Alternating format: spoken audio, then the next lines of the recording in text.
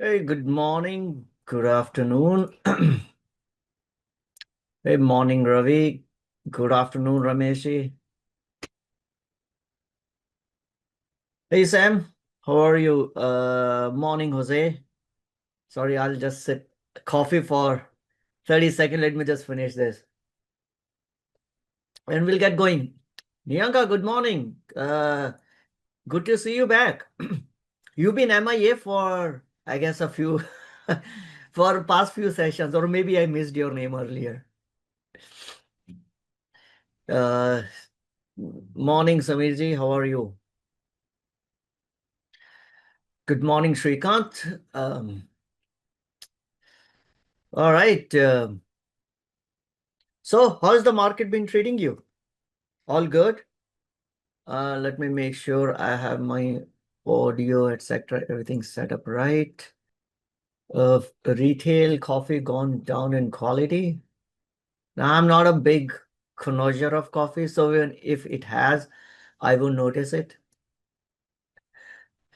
Sometimes like coffee drinking for me is just like more of a habit than really that my body needs it. Is that I'm a little more habitual, and that's why I'll just pick up coffee and drink it. And if I don't drink coffee for, let's say, or a week, etc., it's not that I start to feel groggy or I can't perform or I can't work. It's just a little bit of a habit. A morning I'll get up, I'll make my coffee, I'll drink it. Uh, What a terrible job numbers, revisions. That is the reason why I don't pay much attention. I think, was it last year? After I saw those revisions, being numbers being revised, this week was even, I thought, the most horrible ones revisions that I've seen. But I think 23 or 24, when I saw these revisions, I'm like, can you even believe these numbers? Who cares what these numbers are? Because these numbers gonna change anyway. Samuel, a year ago, Pete's gave me a coffee that tastes like gravel, so no more Pete's. I know some of my friends are, they basically get the coffee beans, grind it in their machines, and I'm like, I'm not gonna do all that heavy work just for the coffee. But people love their coffee, right? Ramesh ji says call option assigned, stuck with capital gain, good problem, bad problem. So at least this week, what I did was I deliberately went and looked into my platform to find out all lot level information and all the accounts that all the trades that I have opened till date for this August expiration. I listed down what I'm gonna do against each one of them because I jumped on my shop account and I see realized gains. I'm like, oh, I don't want to pay up, the taxes because it shows me such a realized gain. And then I'm trying to figure out, okay, how can I do some tax loss harvesting? I have some stocks that probably are down 50, 60%. And then I went to each of the lot details.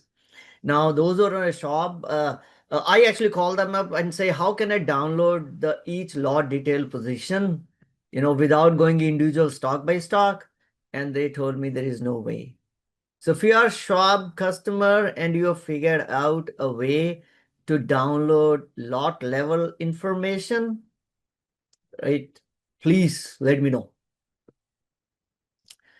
Other thing which I found was that at least Schwab has when you're selecting which tax lot you want to use for a particular trade, there is a default option which is called tax optimizer,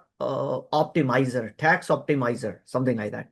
Right? Of course, you have all those, first in, first out, last in, first out, high cost, first out, lowest cost, first out, and which is, not all brokerages have that. But what I saw in Schwab that they also have the tax optimizer lot. In that case, they will pick up uh, the highest tax loss, the first one to settle. And so first of all, one thing which I did was to change my default because my default was whatever, first in, first out.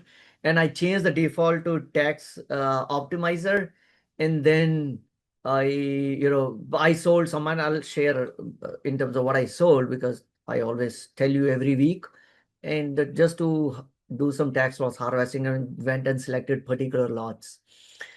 I still have some trades on which calls may get assigned, and I know exactly what I need to do in terms of Go for it. That's good. which tax lot I need to pick up to do some harvesting. I just don't want to pay taxes. I hate. So, and Shekhar, I had to mute it because there was a background noise.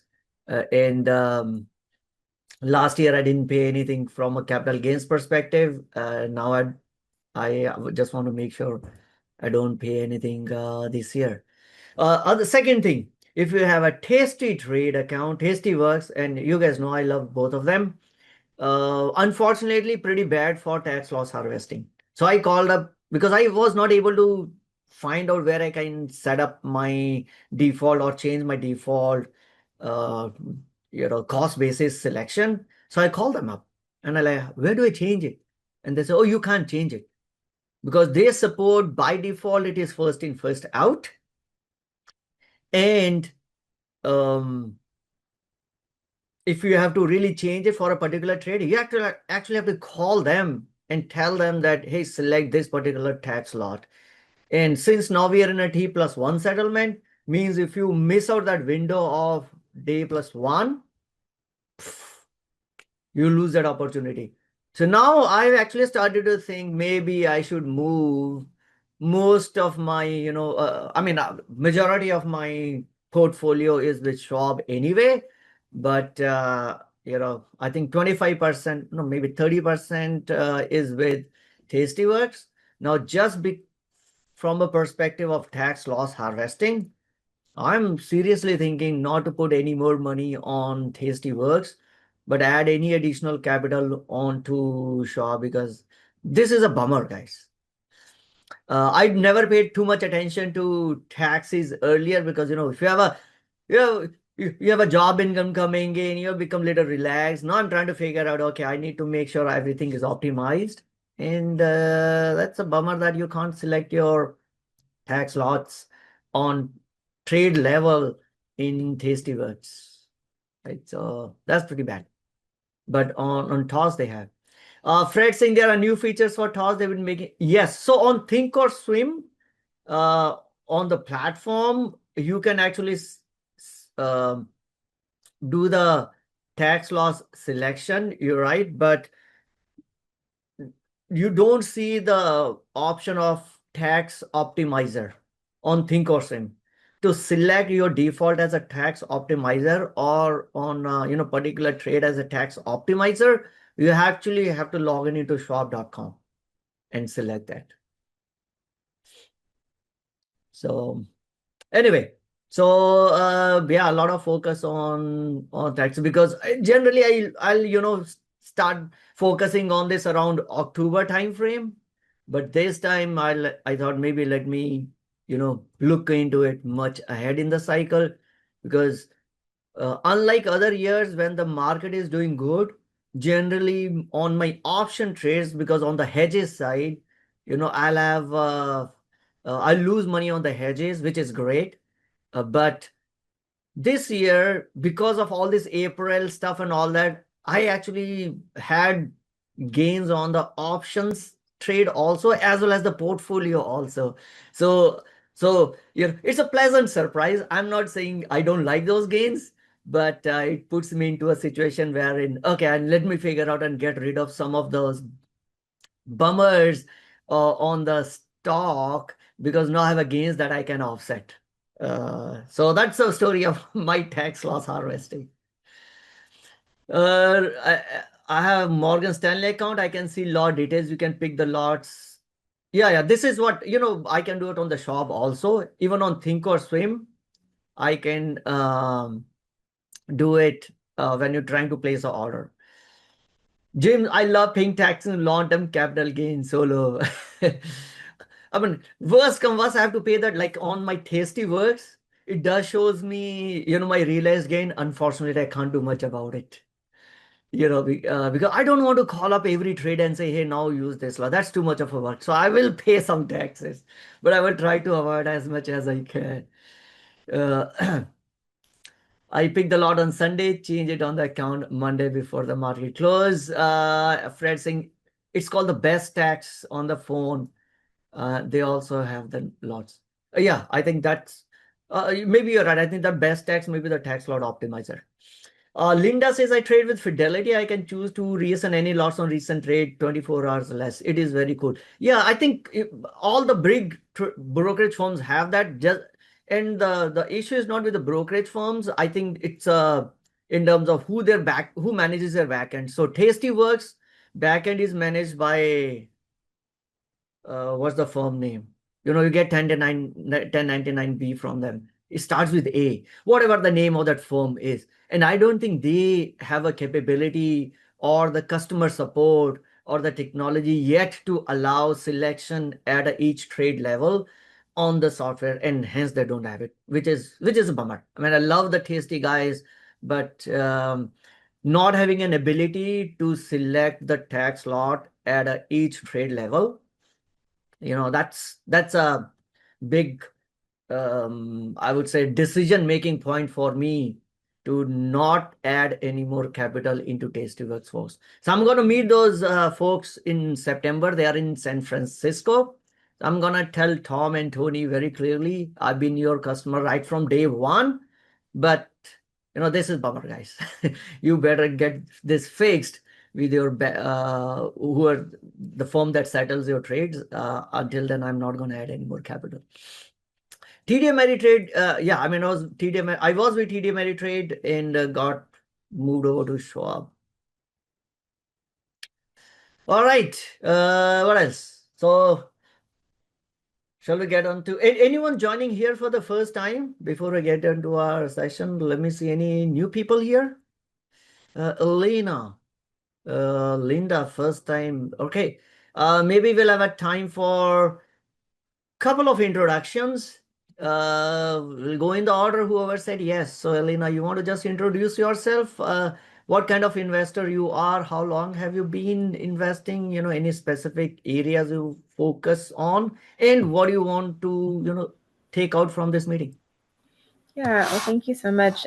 So I guess I've just newly started investing in the last 5 years. I'm primarily buying individual stocks with Charles Schwab, and I'm very interested in the tech sector, specifically AI. So that's the stocks I'm buying around. I need to diversify my portfolio a little bit, so I want to learn about the other sectors and what stocks are performing well. I haven't done a lot of ETFs yet. So I'm interested in understanding more about that, but primarily, yeah, I'm loading up on individual stocks like Nvidia and like AMD and others, where I'm starting to read more about their business, and they're actually paying off. Cool.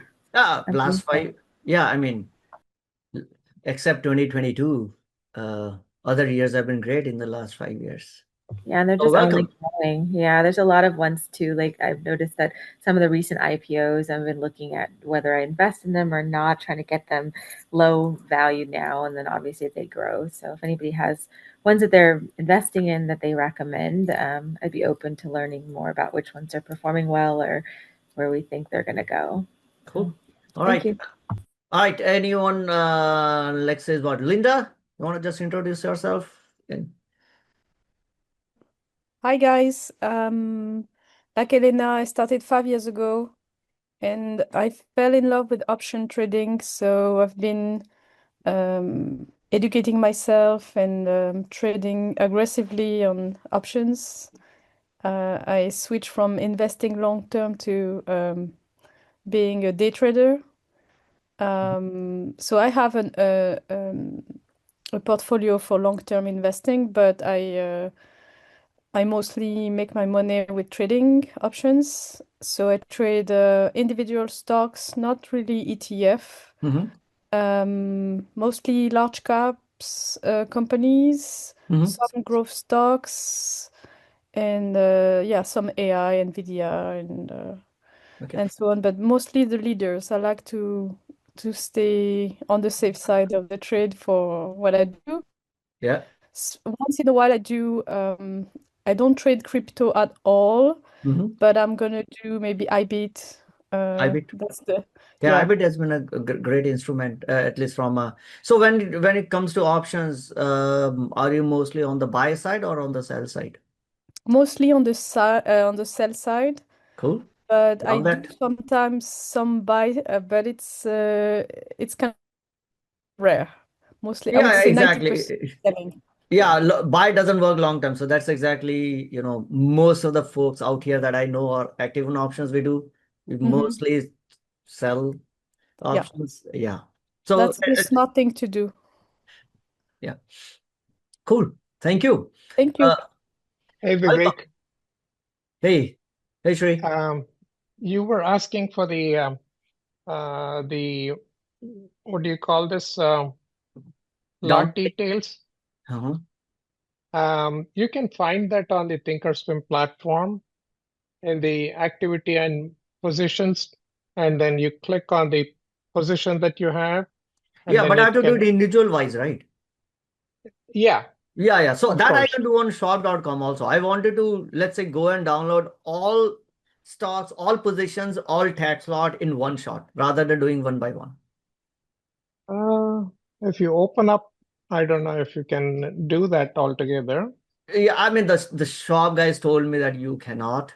I'm not saying that they know the best because sometimes I realize the customer support doesn't know exactly, 100% of the time. But yeah, I couldn't find it. That's why I like, hey, if you guys know how to download all your positions, including the tax lot in one single click, do let me know. Because right now, the only way to do it is go to individual position by position, ticker by ticker, and download all the tax law details. That you can do it on shop.com also. So, Yeah, I don't look at the details unless I'm trying to do some trade on those things. oh yeah, I mean, I never looked at the details, but now I was focused on trying to do the tax loss harvesting, saying, hey, let me take assignment on this call.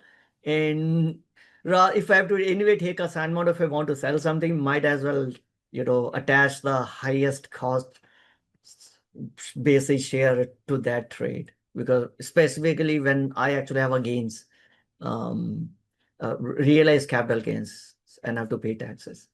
Anyway, Ed Johnson, was your in-person successful? So there might be more. I wasn't too happy because I mean I just show up as one of the speaker. I don't the other person who's basically has been organizing startup pitches in with Hacker Dojo. So he wants to do a separate one, and he asked me if I can also join and present along with him. I wasn't very happy. I didn't think I mean, of course, it was only 2 or 3 days of before we had a session. He didn't have probably time to advertise it much. So maybe I'll do it one more, but if I don't find too much of attraction over there, and then I'll tell him, guys, not worth my time. I can help, but only up to a certain extent, right? I at the end of the day, I also need to see if I need to spend 3 hour session plus coming and going like 5 hours, and if there are only like 15, 20 people showing up there, is it really worth my time? Yeah. Okay, so Fred, yeah, if you can find out, and maybe next session you can show us. All right, guys, so let's get into today's session then. Welcome everyone to our discussion number 286 of our weekly Saturday investing dojo house, where we talk about what's happening on the capital market or the crypto market, look at some stocks, some companies, what's happening on the Wall Street as well as Main Street. The whole idea is to become a better investor. At least I'm focused on being a best self-directed investor and learn from you guys, learn from our other fellow beings. Our requirements as well as our modus operandi will be different from how Wall Street will function because We have a permanent capital. We don't have to worry about meeting, comparing our results with anyone else in the market. We're not afraid of, of being fired from someone. We don't have to worry about getting onto a leaderboard of some best fund manager list. So we can be a much longer term thinker and just let our capital compound over time, right? And our interests are aligned with our portfolio, unlike fund managers whose interests may diverge, right? Because they make money based on AUM, and we make money if our portfolio does well. So I focus mostly as a DIY investor. If you are one of an institutional investor, more power to you. But you probably won't find me talking about some short-term stuff. All right. With that, so today the agenda was, of course, we are in the middle of earnings season. So I'll cover some of the earnings, Amazon, PayPal, Microsoft, Apple, and Meta. And this is our first session after the end of a month. So I'll give you a peek into how my portfolio pizza looks like. What are the top 15 toppings and then the rest of the stuff is a regular one, right? Start with the macro, look at the crypto and any other Q&A you may have. And at the end of around 12 p.m. Pacific, we'll break out into some breakout rooms and chat, open house. And that's how generally I'll conduct the session. I'll start with the presentation, get through some of the content for the week, and then we open it up for general discussion. A quick question for you. Any other topic you have? Quick question for you. How did you choose the 5 that you've highlighted here? Is this just your portfolio, or are these the ones you're looking at? Like, how did you? So for example, I'll tell you that next week these are the earnings and these are the ones which I'll be focused on, and all of these I do hold in my portfolio. Yeah, so I will review it because I need to review it for my portfolio anyway. So I'll bring it up here as well. Okay, thanks. Yeah, I haven't done I've not gone through the transcripts yet, so there must be some things that I might miss out. But this is, hey, what I see upfront from the press release, etc. All right. Ashwini says, with respect to charges, Fidelity charge 65 cents. It is actually higher. You can call Fidelity and try to negotiate it. I mean, these rates, the fee is actually negotiable. So call up Fidelity, tell them, hey, I'm gonna move to whatever, some other platform, give me a better deal. Depending on your account size and how long have you been with them, they may or may not, but there is no harm in trying. That reminds me, I need to call up Schwab and ask for a better deal also. I haven't called them up for last, I think, after pandemic. I'm still stuck at 45 cents. And I know some people have got better deals with Schwab. But I think maybe I had a better chance if they were with TD Ameritrade. Now I'm a small, a fish for a big Schwab, right? So they may not be motivated to give me a better deal. But I can try it out. All right. So before we get into session, as always, anything that we discuss here is not a financial, tax, or investment advice. Please don't just go and trade based on whatever you hear. This is to educate ourselves and to become a better investor. All right. So let's start with the first, the question from some prior session. So Johnson, you had asked me if you have ever addressed ULTY or MSTY. So I knew that I have addressed it. So I did look into which session was it. So it was number 197. I think it was the end of 2023 because I see there was a prep for 2023 closure. So I did talk in detail about, the whole wasn't specific to have invested in those. All right, let me just bring that up. Specific to so this was basically how all of these income generated ETFs. How do they operate? What's the modus operandi? How do they create the trades? How are they able to give you yield? And what's the pro and the cons so that then you can make an informed decision on whether you want to get an exposure to this or not. So it is 197. I will put up the link here. Oh, it's just okay. So is there any other question that remained unanswered last week? I went through the chat. I thought I've covered. I did respond to the others. If you still had a question last week which I have not answered, do let me know. All right. Second thing, people reach out to me for some investment opportunities. Someone pinged me on LinkedIn. He's the founder CEO of Stairway Invest. We help accredited investors grow idle cash 8% APY. Not bad. 8% is good, right? Daily interest, no fee, full liquidity. I also teach real estate investing strategy. Ask me anything. Financially free with 30 million portfolio. So what do you say? How do I respond to this guy? Come on, help me out. Anyone know about this Stairway Invest? Stairway Invest. Let me just bring up their website. Okay. What? Stairway loan account. It pays 8% per annum, interest credited daily. You must be accredited. It's not an FDIC insured. It's basically, so this is where's my friend Aditya? This is private credit. Right. I'll give it to them. Whatever they're gonna do, they're gonna pay me 8% per annum. Learn more. When you open, your manager can be such a person. Okay. All our manager professional investors. We pay 8%. There's no fee.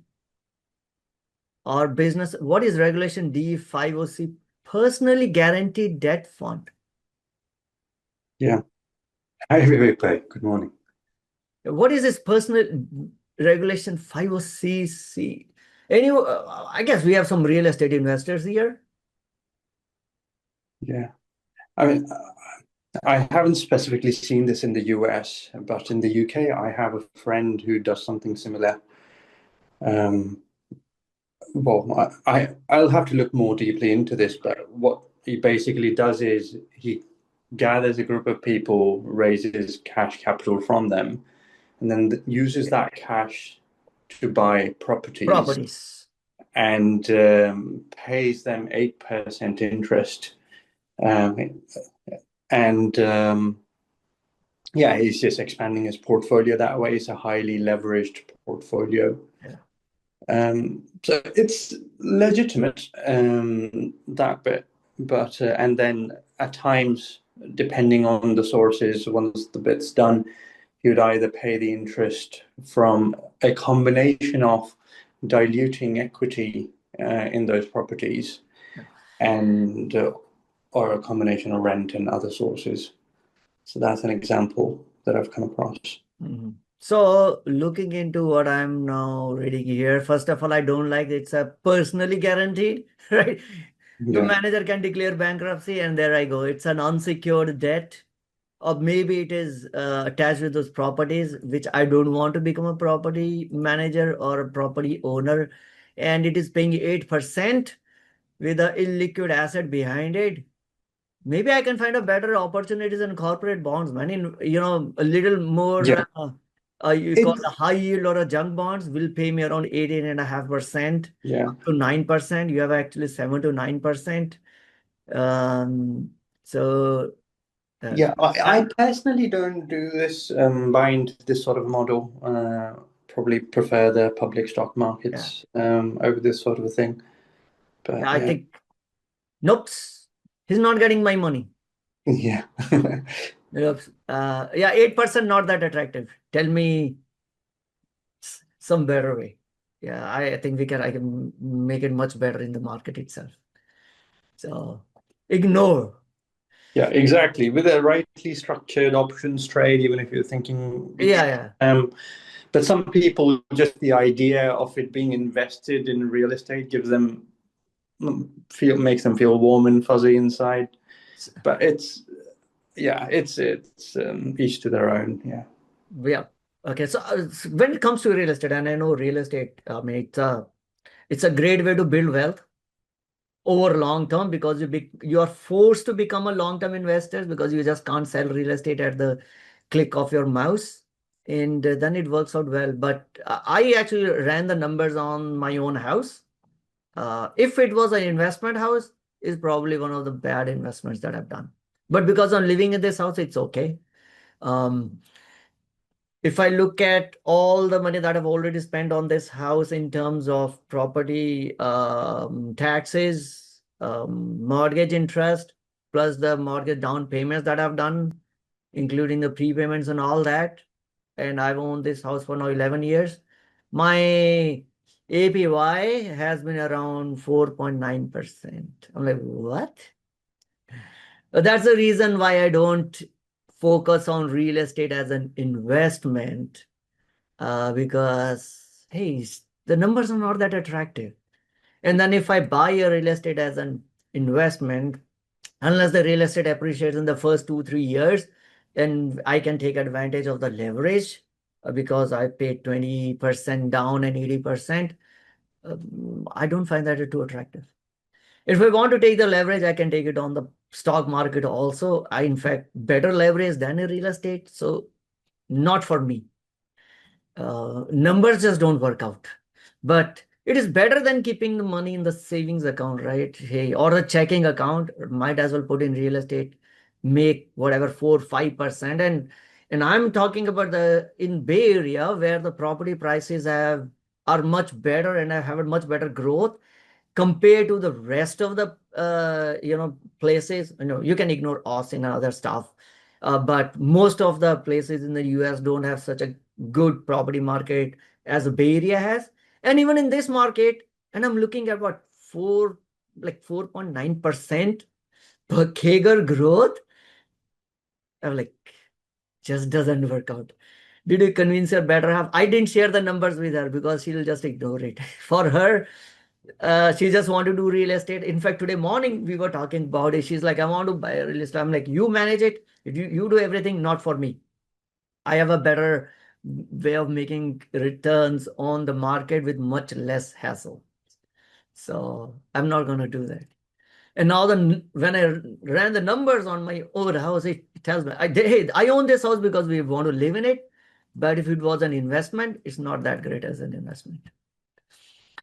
Okay, let's get to the capital market. So we had the FOMC meeting. It was supposed to be a nothing burger meeting, because market knew anyway that there will be no change in the Fed interest rates, and that's what we got it.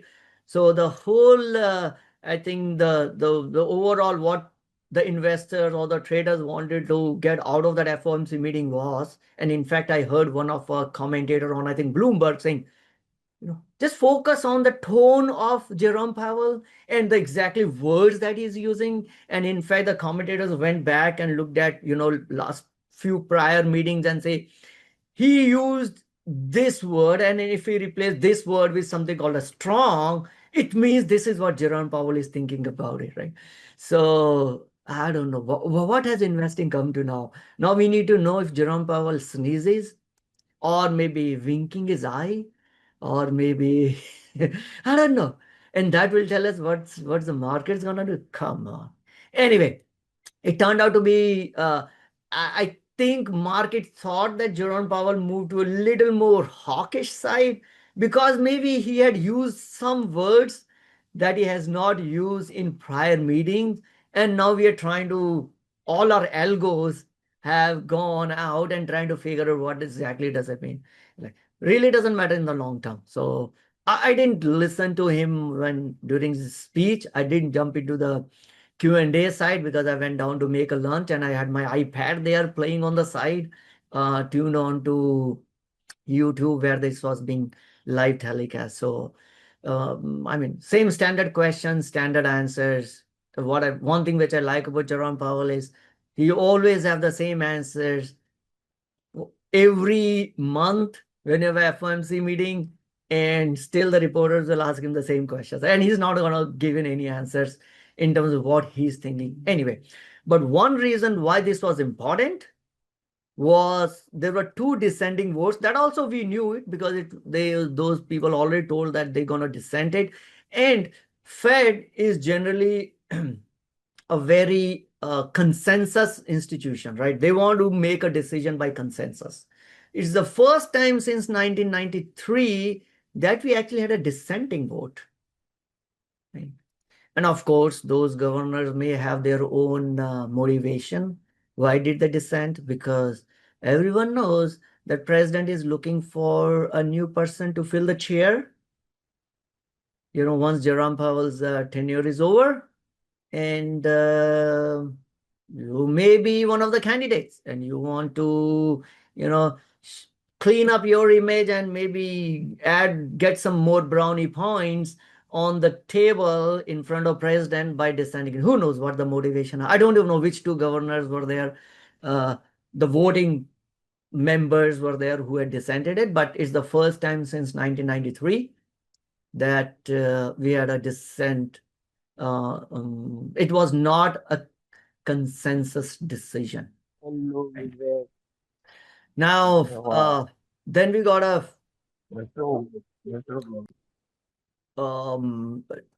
job numbers came in. We'll get to the job numbers, but right now the market is pricing in one cut, almost 90% probability that we're gonna one cut in September. So I think after Jerome Powell's speech, the number actually went down because market said that he was a little more hawkish than usual, saying, hey, we need to wait to see the impact of the tariff and all that. And then the non-farm payroll numbers came out. And those numbers, like we added 73,000 non-farm payrolls, less than 104,000, which was expected. That's okay because the number is going to get changed anyway. So don't pay any attention to it. What dropped the bombshell on the market was these revisions. May job numbers were revised down to 19,000 from 144,000. I don't even know what kind of data collection methodology is being deployed at the BLS, where the real numbers and the estimated numbers can be so far away. I mean, why would you even pay attention to this when you know that, a couple of months down the line, this 73,000 could be 5,000 or it could be 150,000. It could be anywhere. And the June additions were cut to 14,000 from 147,000. I mean, it's a mockery. It's become a joke. I think in 2024 also I saw some revisions that were like 50% off. Now this is even worse than that. So ignore all those numbers. We don't even know what's going to happen. Now this is ridiculous. Right? Look at the numbers in March. If you thought that was bad, like downward revision by 100K, percentage wise, these are the worst ones in this year. 140 to 19, 147 to 14. There's nothing much.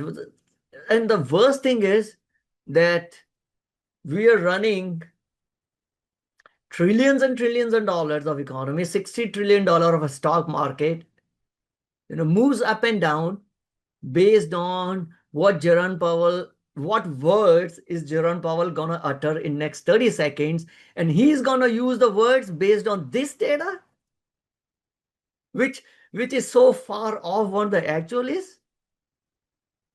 Come on. It's so bonkers. So crazy. I don't know what sort of a PhDs or statistician they have or how they collect the data. Maybe we should stop just collecting this data and just report the actual numbers and report it, on in retrospective way. Hey, we should report it now that in May the numbers were like this. Because anyway, the numbers that are reported are so far off anyway. All right, Aubrey, you've been noisy.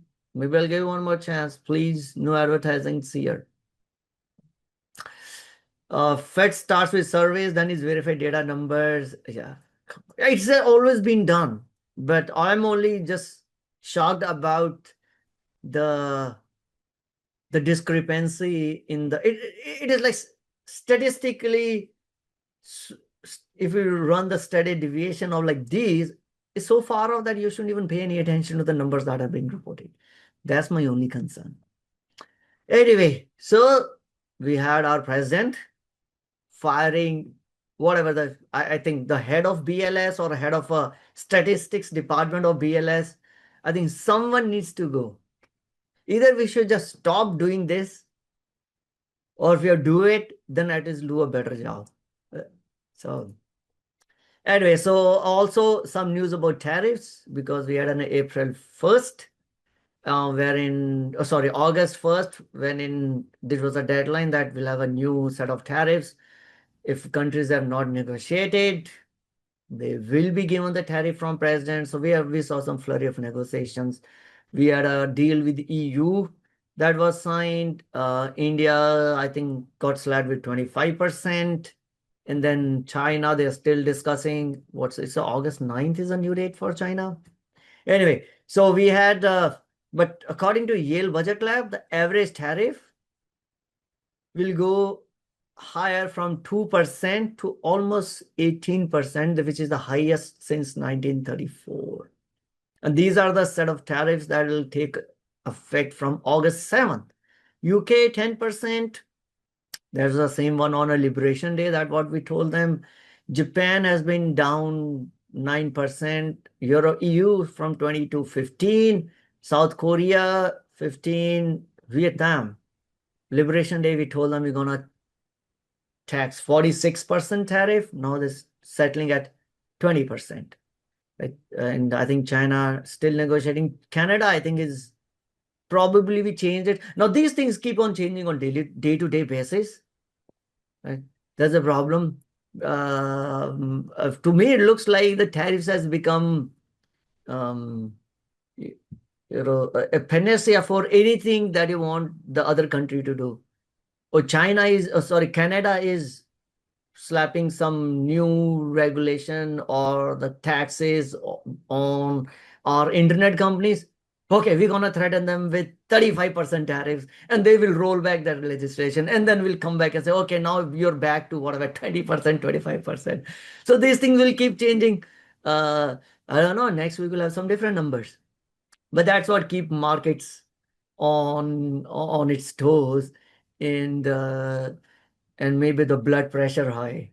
Oh, of course, if you're a day trader, if you're a little longer term, really doesn't matter. We'll figure it out. But my only concern is not, unlike what administration said, that Japan is going to pay tens of billions of dollars or $100 billions. Vietnam is going to pay so many these things. It's not that those countries are paying it. It's not that those governments are paying it. It is the companies that import the stuff from those countries, they're going to pay it. So it's not Japanese government is going to pay us these whatever percent tariff, 15%. It's the companies that import stuff from Japan and sell it here, they're going to pay. They may pass it on. They may try to squeeze their suppliers. If you're Walmart, probably you squeeze your suppliers and have them eat. You might squeeze and cut down some of your margins, take a hit on the margins, and the remaining you'll pass it on to consumers. It's not that the other countries and the other governments are doing it. It's eventually the companies whose goods we want to buy, they will be impacted by it. Now it's up to them on how much they're gonna take a hit on margins, or how much they're gonna pass on to suppliers, or how much they're gonna hit our pocket. I mean, a bit go to grocery store and like, gosh, things are super expensive, right? And it is start to show up. And I think we haven't yet seen the impact of tariffs. Probably we'll see it in 2-3 months. So, okay, I'm hearing a background, so I'll need to mute Aubrey. Sam, you have your hand up. What's up? Yeah, about statistical figures. I mean, the government is kind of bogus. I mean, what is the consumption basket? I brought this up in China because their consumption habits, from the urban Shenzhen to the farmers in Inner Mongolia, how can they come up with a consumption basket? And then you were just picking on the statistical figures in the USA. So I mean, how can any of this be anything close to reality? So, yeah, I don't know to comment it was a close to reality or not, because even in our case in the US side also, when we come up with the numbers of PCE, etc., I mean the basket of the goods that we use is very different from what was in 1980s. Then we add on some make adjustments for some hedonic whatever that impact or not. So even if setting that aside, and the way we calculate the inflation on the property or the rental is even more ludicrous. But even if I set that aside, I remove my tinfoil hat and saying government is getting the correct numbers, focused on the right numbers or right categories. Just that the way the numbers get collected and revised, that's my more concern. I'm not talking about the what are being collected. I'm assuming that is correct, but eventually the process and then the revisions. And Neeraj just saying rightly saying it's because many small companies take time to return the survey. Right? Might as well wait, man. I don't know. I mean, this looks so bad. If you were your high school teacher will give you F grade if you come up with this answer, then revise it later by this month. Come on. I'll get fired from my job if I run my project and tell to my boss in terms of, hey, this is what it's gonna cost me, or this is, in any, the reality and the estimates when they're so far off. I don't think any private sector company will actually keep those employees on. That was my main motive to tell. And I know this is how it's been done. And but I mean, haven't we have advanced in every other phase of our work life, or how we have doing things now? The Fed is still stuck in the old way of doing things. I don't know. I mean, it just make us look bad in front of the rest of the world.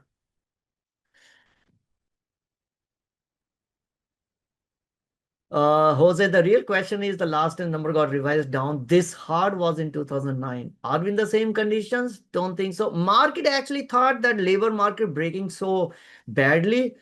Maybe we are heading towards the economy is not doing that great. And that's why on the Friday, we saw market sold off on Friday. Right? Now, on the other hand, if you are waiting for a rate cut, now this should force Jerome Powell to say, hey, look, one side of because they have a dual mandate, price basically price stability and maximum employment. Now you're seeing that the labor market has worsened. It's an incentive for Fed to cut rate.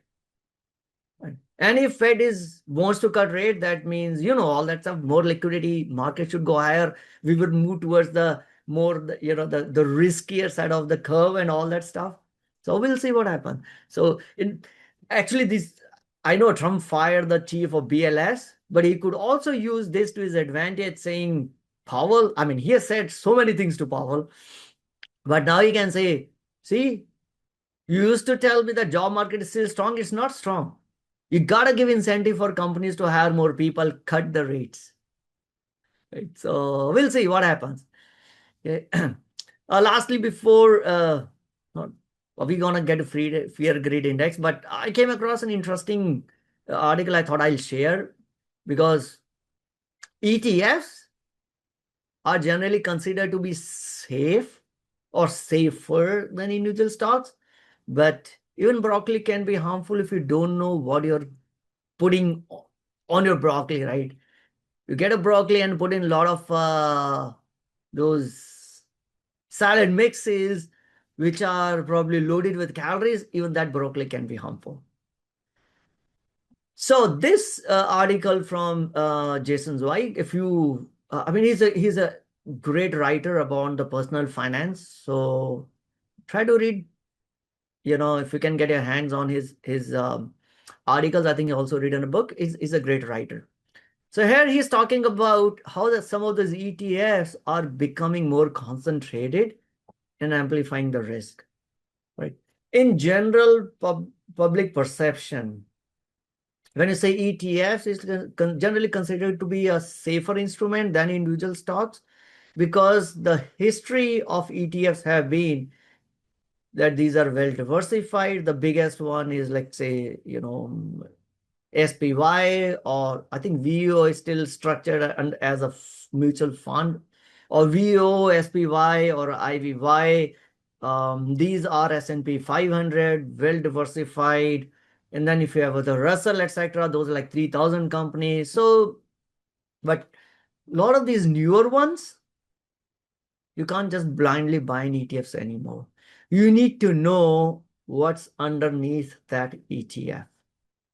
And over last 5-6 years, at least, I've been seeing a lot of thematic ETFs, a lot of now I don't even understand what's the use of individual stock ETF. As an investor, just buy the stock itself. What are you diversifying by buying into individual stock ETF? But you will see from some of the issuers, you'll have a individual stock leveraged ETFs and all that stuff, right? So I'll read to some of these stuff. But if you're ETF investor, make sure you know what you're getting into. Instead of diversification, you may be getting a diversification or diversification, right? You're cluttering your portfolio with too much of a concentrated bets, even though all of your bets are just on ETFs, right? This is the opposite of actually what the ETFs were meant for. Now, by the end of 2024, so earlier in 1998, 85% of the stock ETFs were market cap weighted, like how the S&P 500 is weighted. By the end of 2024, only 40% are market cap weighted. Other ETFs have their own way of what they're including into their portfolio, right? The more recent an ETF has been launched, the fewer stocks it tend to own. Right? S&P 500, even though it's called S&P 500, it's actually got 503 companies underneath it. I don't know why they call it 500. Might as well call 503, right? So newer ones have a much fewer holdings underneath it. Now, bundling a limited number of stocks inside an ETF doesn't make it safe.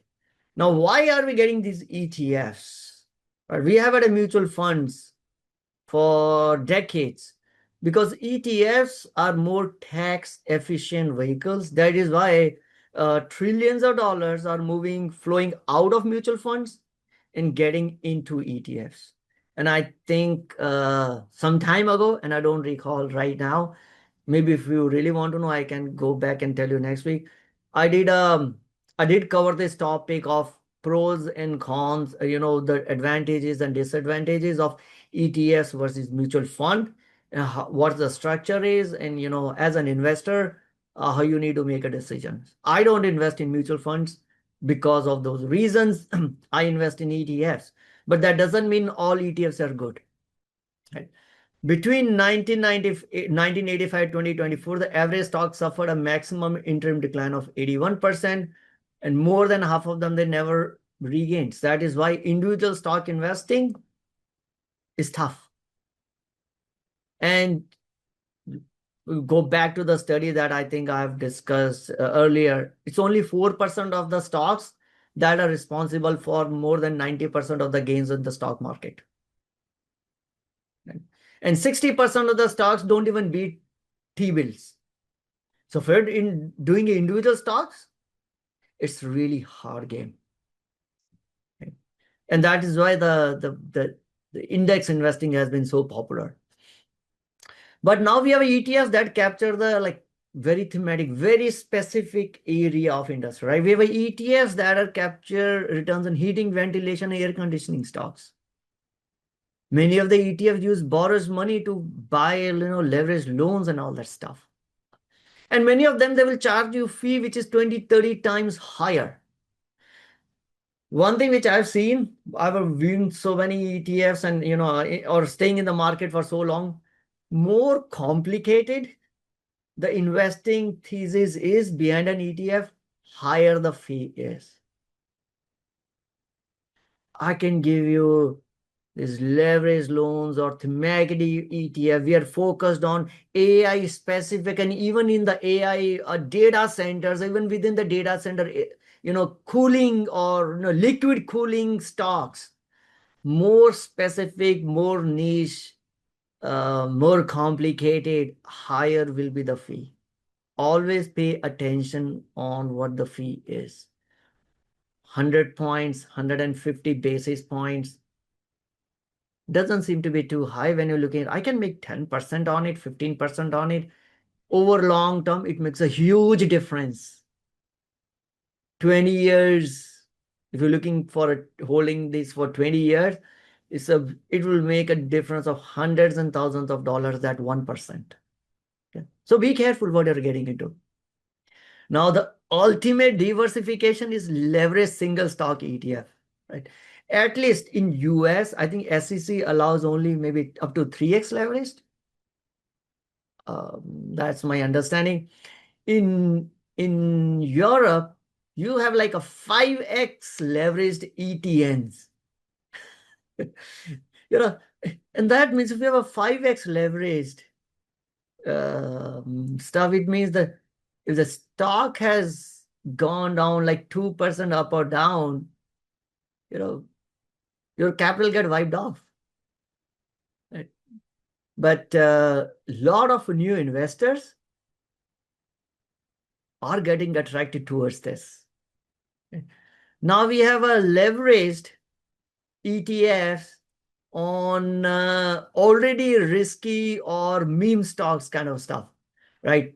We have ETFs on Archer Aviation, D-Wave Quantum, which are anyway very volatile, Oklo, SoundHound, Upstart. Why? Because these are the hot stocks. And there's a big crowd who wants to invest in it. And one thing we should understand, Wall Street will give you the products to serve your need. Right? You want sugar? You want sweet stuff? I'll feed you with cake and the candies and the colas and everything and the sweets all day long, all year long. Right? You have to decide if you really want to do that or not. Right? It's not Wall Street job. Their job is to sell whatever you want to buy. Right? So then, so if you're investing in ETF, leverage is an issue. Also, maybe you're concentrating your portfolio too much. Right? Now, ETFs tracking indexes of cannabis stocks lost more than 90%. That's not supposed to happen with ETFs. They're supposed to be safe. No, you always have to get into it, see what the holdings are. I have seen some ETFs, those who are like misnomer, The name will say something else, but if you get into the holdings, you'll find the stocks that had nothing to do with what the name suggests. I think there's some SEC ruling around what percent of your AUM under that ETF should be. But beyond that, all these issuers take full liberty on whatever they want to package inside that ETFs. ETFs following solar stocks are down like 70%, at least 3 times, not once, but 3 times. When you buy a narrowly focused ETF, you are making an active bet on the direction of a particular market or asset. Then you become diversified. So, word of caution, amplifying the risk of single stock can make you a ton of money. It has made a lot of money for some people over the last few years when the market is going up. This is when the leverage funds, people want to pack into leverage funds because, hey, market went up, I invested in it, and next 5 days I made whatever, 10%, 20%. But it will wipe you out when the market goes down. You want to play with it? It's like Vegas bet, play with it. But understand that it's a Vegas bet. Understand that it is, you are catering to your animal spirits. Now, don't load up whole of your portfolio with these. Markets go up, markets will come down. Right? This is the cycle which will repeat. Just because now I have come in the market or you have come in the market, market is not going to change how it works. Market is bigger than any one of us. Okay. So I don't want to, don't end up in a situation wherein then you complain, the market took the money from me, or there's the wasted firms who are, robbing Main Street people. No, it's you. It's your active decision. You are deciding where to put your money in. So if you want to put in leverage funds, more power to you, but understand what you're getting into. I see, and we have a different crowd in the market, and I'm not surprised to see many issuers coming up with more exotic products and charging you 150 basis points for something that you probably can do yourself by, if you know options, you can create the same products by doing options. So I thought I'll share that with you because indexing,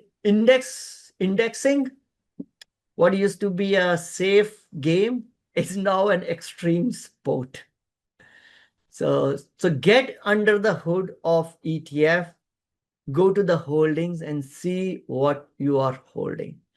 Other thing that I will caution against is you might think that you are well diversified because you had a, QQQ, you had some AI ETF, you have SPY, but if you look under the hood of these things, or you have some tech, if you look under the hood of these things, maybe the top 5 or the 10 stocks are same across all these portfolios. And eventually you might be loading up and getting more and more concentrated every time you add a new ETF. You're probably concentrating more on your existing positions. So always look into what the biggest holdings of their ETFs are. Then you decide that, do you really want this ETF? Or if you want it, fine, but at least it's a conscious decision. You're not assuming that if I bought 5 ETFs, blindly don't assume that you are diversified. Those 5 ETFs, they may have the same or similar holdings as the top ones, and you in fact end up more concentrated. Okay. All right, so that's one on the ETFs. Fidelity 04 mutual funds with 0 fee. Yeah, I mean, I think Fidelity FX AIX is a great ETS from it's for as a S&P 500 equivalent, right? It's a Fidelity 500 index fund. I think its expense ratio is even less than SPY. So like 1.5 basis points. 0.015%. I think it's even better than Wu, I guess. What's Vanguard's oh, come on, they don't give me. Okay, ETF VOO. Wu's expense ratio is 0.03. So Fidelity has some of them which are very, very cheap. And I used to have FXAIX before I became active on options, because the options are, FXAX, you don't have options. So I switched over to SPY. But if you're not really worried about that thing, then the only thing you need to look at which is the least expense ratio and what do they hold. So if I were just a long stock investor, I will pick up FXAIX over VOO. Hey, it's like half the price that I'm paying. Fred say we have Forex, just don't remember which one. Now we have a new SEC, Fred, so probably we're gonna get 5X as well. Right? That's also possible. VTI, VGT. Yeah, Vanguard is a leader in reducing the cost. And they've been very focused on reducing the fee. Just that the Vanguard ETFs are not optionable. I mean, they are optionable, but the market is so wide, it is so illiquid that I don't have Vanguard ETFs. But if I were not worried about the option stuff, yeah, I'll load up on Vanguards. I mean, end of the day, decision is which is the cheapest one, right? But now I have to take into account the option liquidity as well. Okay, fear and greed index. See what a Friday can do. On a Friday, we moved from, I think, greed into the neutral. I don't think we are still in the fear mode yet. What market is not, I guess it's not as much down. I mean, okay, I didn't have my Thinkorswim open yet. So let me open up Thinkorswim. And meantime, let's look at on, well, where's SPY? Probably, I think we're still up, what, 7% year to date, 6%. Maybe this is including dividend or not, whatever. But yeah. So still, it's okay. Not bad, but we'll see. One sec. Where the market takes us. Where is the QQQ? QQQ is up 8%.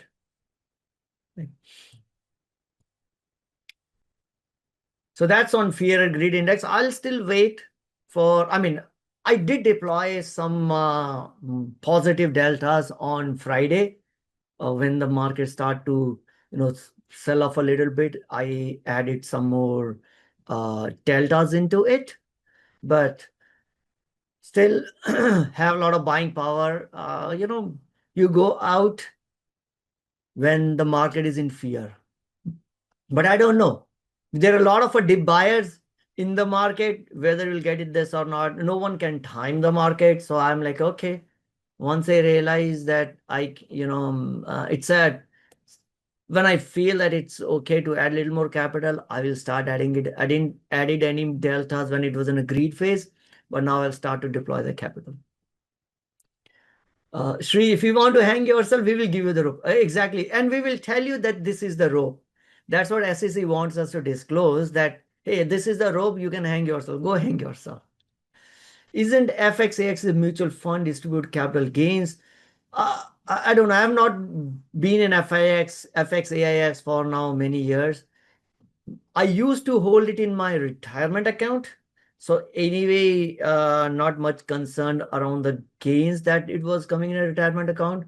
But if you are holding it in a taxable brokerage account, yeah, you should look into the structure of FXAIX.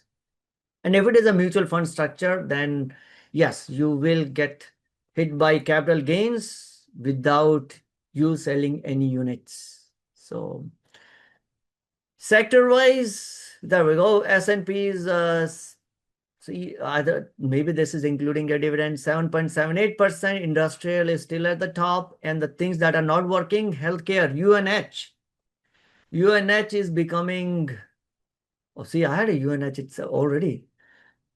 It's becoming now, falling knife. When it fell down here, people say, is it a good buy? Then we come here, is it a good buy? Now it's sitting at 236. Right? It's almost like cut down what 2/3. And I'm not sure if it's a good buy or not. If you're really thinking about UNH, I think we talked about UNH in some of our previous session. I don't understand the healthcare space that well, but we want to take some gamble, sure. Right. Right. I think it is because of some more investigation into its practices or malpractices with Medicare and all that. I think that's what prompted another drop on Friday or Thursday on UNH. Right. Buys and sells this week. IECSH, basically it's a short-term T-bill parking some idle cash over there rather than holding the cash in the brokerage firm, whatever the checking account is, which doesn't pay anything. At least I'll get paid whatever 4.5% annualized. And when I need money, I'll move it into, just sell this ICSH and buy whatever I need to buy. So what did I sell? TDoc, XYZ, which is block, and TTD, which is the trade desk. Again, all these, so Teladoc is a stock that is one of those that didn't work out. I hold some of them. It is down, what, 90% from its all-time high, or maybe 95%. My own position in this has been down maybe 60-70%, but now it's the time to do the tax loss harvesting. So I sold some of it. XYZ, similar stuff. I think XYZ is going to report the results, so I'm going to talk about it. And the trade desk, I bought some trade desk when it was down to 54 or something. So I had a more position than what I had in my coffee can portfolio. So only that much. I think I've sold half of it and do the tax loss harvesting. And I used the lot that I had bought at a price which is higher than where I've sold it today. Because if you look at TDD, it was down 60, it fell down 60%, had a drawdown of 60%, I think, this year. Right. So yeah, we had a max drawdown of 67% this year. So I picked up and sold a lot, which was, I don't know, 120 or something. And so yeah, little more thoughtful tax loss harvesting. Alfred say BSV, SGov, BIL. I heard about SGov and BIL, but I have not compared it. BIL.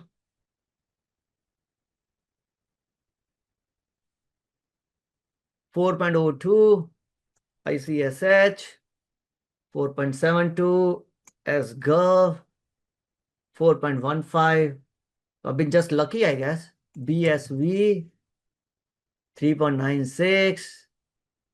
And what's the last one? VGSH. I've never heard of VGSH. 4.1. I guess I've been lucky. So looks like ICH at least had the highest yield without me knowing it.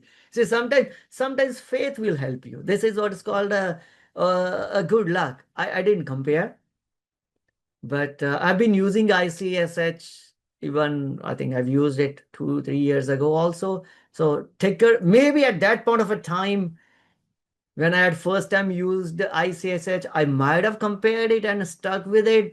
Who knows? I don't remember right now, but not in the recent times. I did not compare. I just knew this ICSH ticker, and I've been just using that. Are these ETFs? What are these? Now, these are this is an ETF, but that invest in a short-term duration bond. Right? Okay. So I just use this to park the cash. That's my only reason. So if I have a extra cash which is sitting in your brokerage, I'll just buy ICSH and then hold it. If I don't need, even if I held it for, let's say, 3 months, at least it made me some money. It made me a 1%. Right. What are the risks of potentially storing short-term savings emergency fund? I don't store it in emergency fund is not in ICSH, because eventually look at it, all these will have a little bit of fluctuations based on the interest rates, how the Fed change the interest rates. Longer the duration, and that is why I don't do long duration. Long duration is more from my active trading TLT. Right? I don't park my cash in TLT because that is like 20-year plus bond. Fed changing interest rate will move TLT. If you look at a TLT, it's been going down. If imagine me parking cash in TLT, I'll be like down 25% or whatever, right? 20% down. That's not parking cash. But the short duration will be much shorter. The duration of these interest yielding instruments, smaller is the impact of interest rate changes in the macro environment. So there is an impact, but the impact is very less. So that's why I use ICSH, because it's a shorter duration, to park the cash that I need in my brokerage account. My emergency is still very conservative, still sitting in CD in the bank account. It's not even in the brokerage firm. So that's the difference. This is a active trading account, but I don't need the cash right now. You want to pick them after dividend when they are the cheapest. So if you look at this, then you missed out on dividend. The reason why it falls down is because they paid the dividend and it loses that value. Same thing happens in the stock also. When you say as an investor, and this is what like baffles me, people say, I got dividend, that's an extra one. No, the overall value of the company has gone down by the amount of the dividend that you paid. So as an investor, let's say if I own 100% of that company, it's a zero-sum game for me. That's why I don't like dividends. I would rather have the companies buy back shares. Because you pay a dividend to me, the value of the company goes down. If I'm 100% owner of the company, for me, it's net zero, right? So it doesn't matter if I own 0.00001% or own 100%, the mentality is still the same, the math still works out the same. And then on a dividend, I have to pay taxes to the government. And then as a company, you have paid taxes to the government. So as a business, as an owner of your business, dude, I'm just paying taxes just because you decided to give me the dividend. Right? That, from a tax perspective, I don't like dividends. But why I do have SCHD, which is a high dividend yield ETF, the reason is because if you are paying dividend, it means you're doing something good in your business. You're okay in your business because you have to have a cash available to pay dividend. I don't like so it's validation of your business. That's why I hold it. Not that I'm not a big fan of any company just paying dividend. I would rather have you invest in the business, but I know that if you're paying dividend means you're a cash flow generating company. If the market goes down south, you will be less impacted. But that's the reason. If you buy it here, it means you didn't get the dividend. It'll continue to go up higher while it's accumulating that yield, and they'll give you that dividend, or I don't know what probably they termed as dividend, and then it will lose that value. This is very apparent in ICSH case, but in the stocks, because the stocks also get mood and the momentum, we don't see that. But from a math perspective, any money that company gives you and returns to shareholders as a dividend reduces the value of the company because that cash has disappeared from the balance sheet, right? So the value of the company has come down accordingly. Hope that makes it clear, Alfred. In most cases, stock goes up. So you talk that stock and the value of company is different. Stock can go up or down based on what the market or participants might think about it. But value of the company is what I was talking about. Like stock of the company goes up when the company announces split of shares. It's the same pizza. We just created more slices out of it. The pizza size is still the same, but the stock will go up. People become, oh, it's available at $10. Doesn't make the business cheap, right? But it's run on the mood and momentum also, right? So it's fine. It is how it is, and I'm not there to change it. Anyway, so what we are looking at earnings next week, right? There was a question on which earnings I'll focus on. These are the companies that I'll focus on. There are a lot of earnings coming up. I'm going to look at Palantir and what I want to focus on Palantir. I like the business, not the stock price. You guys already know about it. Again, three things that I always focus on this company is where are your operating margins? Are you going to become better in operating margin, like a low double digits operating margins? It's not a software company. What are you doing to me in terms of dilution? You're still diluting me at 7%. Come on, grow up. And what's the growth in commercial segment? Mercado Libre will be reporting. I have to look at it because this is my individual single biggest position. Want to look at advertising credit portfolio. Of course, the rest e-commerce is fine, but these are the new growing business. And how do the $5 billion business commitment that run in Brazil, what impact it is having? Uber. I want to know how they plan to stay competitive against robotaxi and protect the turf in case of Waymo decides to go on its own, right? Arista. I forgot to finish my note. Competition with NVIDIA NVIDIA has a product called Spectrum X, which Arista also has. So they have a little bit of a competition there. I just want to know, how are they going to compete? Shopify, how is the tariff is impacting? Trade Desk. Now they have a big competition in Amazon. Amazon decided to become a DSP, demand side platform when it comes to advertising, and Amazon reported results. They did $60 billion TTM. Go back and look at, I think in 2022, no one was talking about advertising. And I think in this meeting, we looked at this P&L and the breakup. And I said, keep an eye on this one. Right? Advertising will become bigger as we move forward. And now it is like a $60 billion. Right? We saw the same story with some of the other companies. Right? YouTube, Google. So years ago, they didn't report it. And then we say, hey, keep an eye on YouTube. It's going to be start to become bigger and bigger. Now YouTube is a 50 or $60 billion business. And same case with Amazon. Mercado Libre, no one is talking about advertising just yet. Maybe 2 years later, Street will start to focus on advertising. Right? Then finally, the Pinterest. More of they got a new, I don't think Call is a new CEO. Bill Reddy has been now there for 2 years, and he's been making a lot of changes to grow users, advertisers network. Just want to see how they continue to focus on that one. Next one will be Coupang. I think probably 1 or 2 more. So it's going to be a very tight week, busy week for me.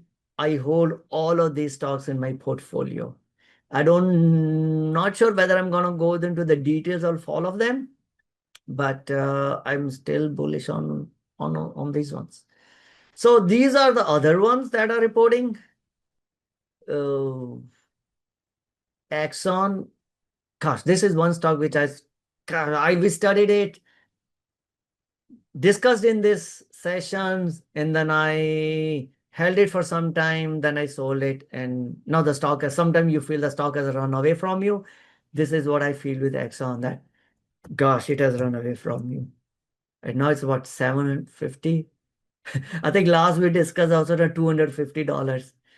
Uh, I'm waiting for it to fall down, but if it's a good company, it will not. I'll never get that opportunity. But that's okay. You can't always have all the good stocks, right? Anything else you guys watching for this year? Sorry, this week? I'm not watching it for this week, but sorry, Netflix is what I've been debating on buying. It's super high for the price right now, but I'm looking at what stocks are going to split or maybe potentially split, and Oh, okay. whether I buy now before a split.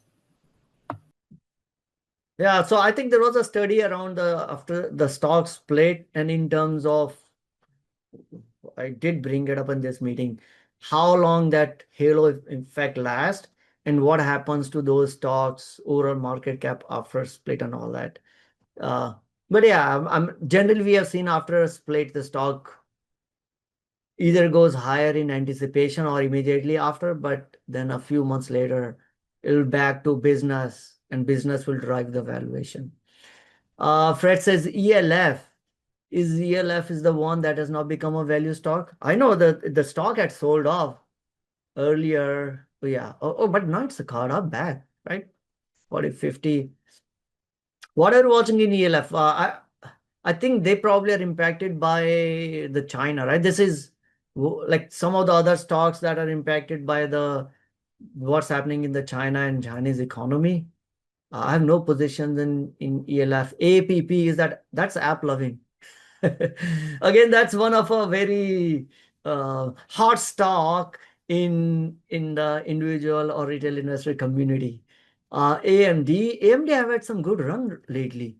I never owned AMD, but it's been a huge run over the last couple of weeks. I think they had AMD, in fact, recently improved or not improved, they increased the prices of their AI chips. Was it like up more than 40%, 50%? There was some news article around it, and that does give confidence to the Wall Street, saying maybe the AMD chips are comparable to Blackwell chips. Otherwise, why would Lisa Su increase the pricing? Because then they lose the market share. But I think that's why over the last few days, maybe around here, last week or so, AMD was like up. But I heard about that news. And again, I'm not that techy enough to even make any judgmental call on whether it's right or wrong. But I think that's what caused such a good run on AMD in recent times. Here also, because NVIDIA, people are looking for an alternative and Intel's doing bad, but AMD excels because they're on inference and training is on NVIDIA, like does training is the sweet spot for NVIDIA, but there's a lot of studies that are showing that more companies are looking at inference. And so they have like two different markets, but people want a competitor to NVIDIA because they're the dominant market share. And so AMD is going to continue, I believe, Yeah. to grow because they're a very good alternative, and they play in slightly different spaces. But then they're also talking about like Taiwan Semiconductor also like going, so anything around like AI, the infrastructure, whether it's like the storage groups or and the underlying infrastructure, like Taiwan Semiconductor provides the chips, all those industries are growing. So it's a good idea if like you are into AI, looking at all of the companies leading it, but then all the surrounding companies as well, because everything is getting higher. Yeah, or you can buy SMH, or I think there are other semiconductor ETFs also. Yeah, AMD. I don't know, should I call it like unfortunately or whatever, it's always been treated as a stepchild. Earlier, everyone wanted Intel chips, but AMD, yeah, I just want to hedge my, position or hedge my bets and not get logged in or under just one vendor, which is Intel, and hence kept AMD alive. Now the story has flipped. Intel is no longer in the picture. And now the big brother, the big boy is now NVIDIA. And now the company is like, you know what? Yeah, I just need to have more than one vendor to keep the competitive pricing pressure. And, yeah, I want a AMD, right? I don't know, but I think at least that's what I hear. But you're right that inference is much bigger market than training. And if you don't need those big hungry Blackwell and now Vera Rubin chips, and you can run your inference on AMD chips, why not? But Yeah. what if NVIDIA also, and again, don't know, NVIDIA is basically combination of their CUDA and their chips, and if they make it more economically attractive on some of their older chips to use for inference, we'll see. But I think it's a good. It's going to be obviously the big elephant in the room where that's going to continue because they're like innovative, et cetera. So there's always going to be a market for them, but AMD is definitely picking up because companies are looking at inference and training, and not all of them want to do training. They're also doing that. So that's why AMD is picking up. And Intel, as you mentioned, is like really not doing very well. And so they're the dominant one. Yeah. So I have no positions on AMD.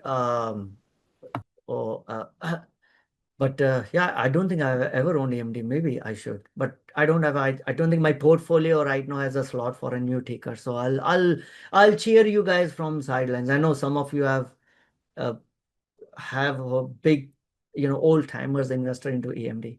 Asif says Arista, yeah, Arista Network. I will also be. It's a fun to listen to the earnings call of Arista. The CEO Jayshree Lal, she's amazing. Dave, that's Dave and Buster's, I guess. I've never owned that app. And Duolingo. How's Apple stock for the long run? We'll get to Apple. ELF major improvements. Yeah, I've not looked into it. That's as a company. So Disney. I don't own Disney anymore because I thought I used to own Disney. But then when I was like cleaning up my portfolio, trying to become a little more concentrated,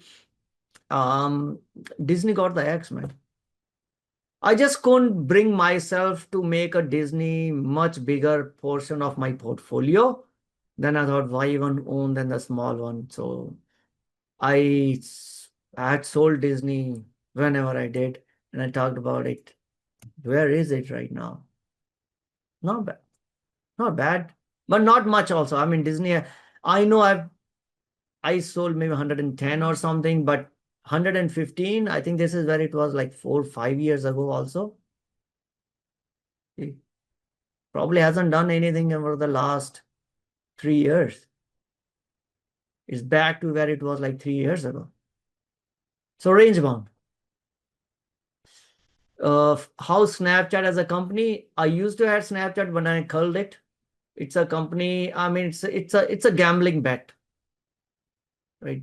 Over all their existence as a public company, all they've enriched is their own management, right? And then I decided I don't want to be associated with that management. And then I mean, eventually I've made money on Snap, so let me be very clear, right? But when I'm looking at a company that I don't have to think about, and I want to own for next 20 years, Snap did not pass that test, so I sold off Snap. But these are the times when I have to do some tax loss harvesting. Then I have to really make these decisions on, okay, which one I should sell, and the Snap I sold. I mean, go and look at their. Okay, since we talked about it, let me just bring that up.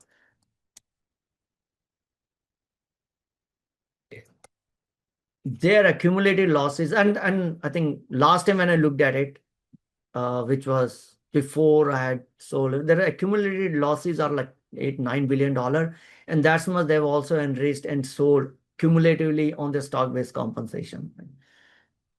This is Snap. Okay, Aroli, right? They've been still diluting the shareholders. They've been around for now around what, 8-9 years in the public market. It's okay, has come down 3%, not that bad. But what I hate is never made any operating margin in the history of the business. Like, how long do you want me to wait? My patience is now running out. It's got a good vol, so you can do an options and all that stuff, which is what I used. Reduce my cost basis, so eventually I made one. But come on, forget it. How long? So if you're not even through your operations, if you're not even able to, make money on operations, run your own business, either you will continue to raise debt or you continue to raise equity capital. Raising debt is going to make your company more leveraged, make it more riskier, and raising equity is going to dilute me. Right? If you are a newer company starting off, just came to public market, you can be excused for that. Not Snap. And on top of it, you have been enriching your shareholder or your employees by like issuing bunch of like $1 billion every year. What the heck for? Right? So it's a gambling chip. You want to play? All power to you. I am out of Snap. When I was many of these companies got just cleaned up during my portfolio cleanup. What is your 5 largest position? You will see it. I share it after the end of every month. So you'll see my portfolio. There's an NVIDIA full stack versus AMD plus multiple vendors. Yeah. Plus AMD, like NVIDIA has got its own software and all that stuff. So check Roblox, it's about 150. Yes, I know Roblox hit 150. Even the David Baszucki, he was on CNBC. Stock is 150. I did not see any change in the business just yet. If it becomes a better business, great. And I have no concern that I sold Roblox. I had to deploy the capital somewhere else. Did not like this as a business. So I still don't like it as a business. Right now, like a lot of stocks have gone up. So I don't matter. Here's the deal. For me, my situation has changed ever since I moved full-time into investing. I don't have a paycheck coming in to run my house. So if I can de-risk my portfolio, and that means getting lower rate on my return, I will be okay to do it. So don't follow me. Right? My life has changed. If I had my paycheck coming in, maybe I'll take some gamble on Roblox or Snap, etc. Now I have to make sure that I can live on my portfolio. It means I have to have some level that is kind of there's nothing guaranteed, but I have a lot more confidence in a company. So that's why you will see a lot of changes that have been doing in my portfolio for the last 2 years. Thoughts on Fortinet? I have not looked at Fortinet recently, but whenever I used to run a screener in terms of good cash flowing companies, Fortinet business always used to show up. But I don't think I've looked at it last year or maybe 18 months. But again, this could be the company which is like, will be a consistently cash flow generating, maybe paying dividend. I don't know if it pays dividend or do a cash buyback, but may never, but the stock may not go like a meme stock, etc. and all that stuff, right? So it's look at the net income growth. You like that. 30% operating margins, which is decent. You have a free cash flow. Wow. And look at a free cash flow yield, which is basically indicator of how the business does better in the long term, is 2-3%. Not bad. NVO and UNH are killing me. I don't understand. Yeah, I mean, Novo Nordisk has their own problems. They just couldn't compete with Eli Lilly against the drug. And I think that there was not a recent episode, maybe a month ago, 2 months ago on Wall Street Journal podcast. If you're invested in Novo Nordisk, go and listen to that episode. I think they talked about what's ailing Novo Nordisk. How is the like FTNT? FTNT. So you may not get a capital appreciation, but you may be getting the dividends and all this stuff. So there are some companies which the street will not, give them a huge multiples, but it's a long-term decent investment. But this probably is a company which will never be in the news because the stock didn't jump like say 20% in 80 days. right? But it's a decent business, Fortinet.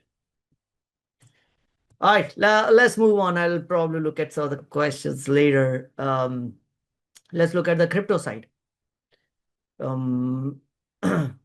Okay, let's win our crypto. Let's look at what's the latest one. That's a screenshot is rolled. Okay, the market sold off, looks like, since yesterday. Sorry, in 1 week, we've down almost 5%. Ethereum 10, XRP, blah, blah, blah, blah, blah, blah. All red. It is all because of probably what happened on Friday.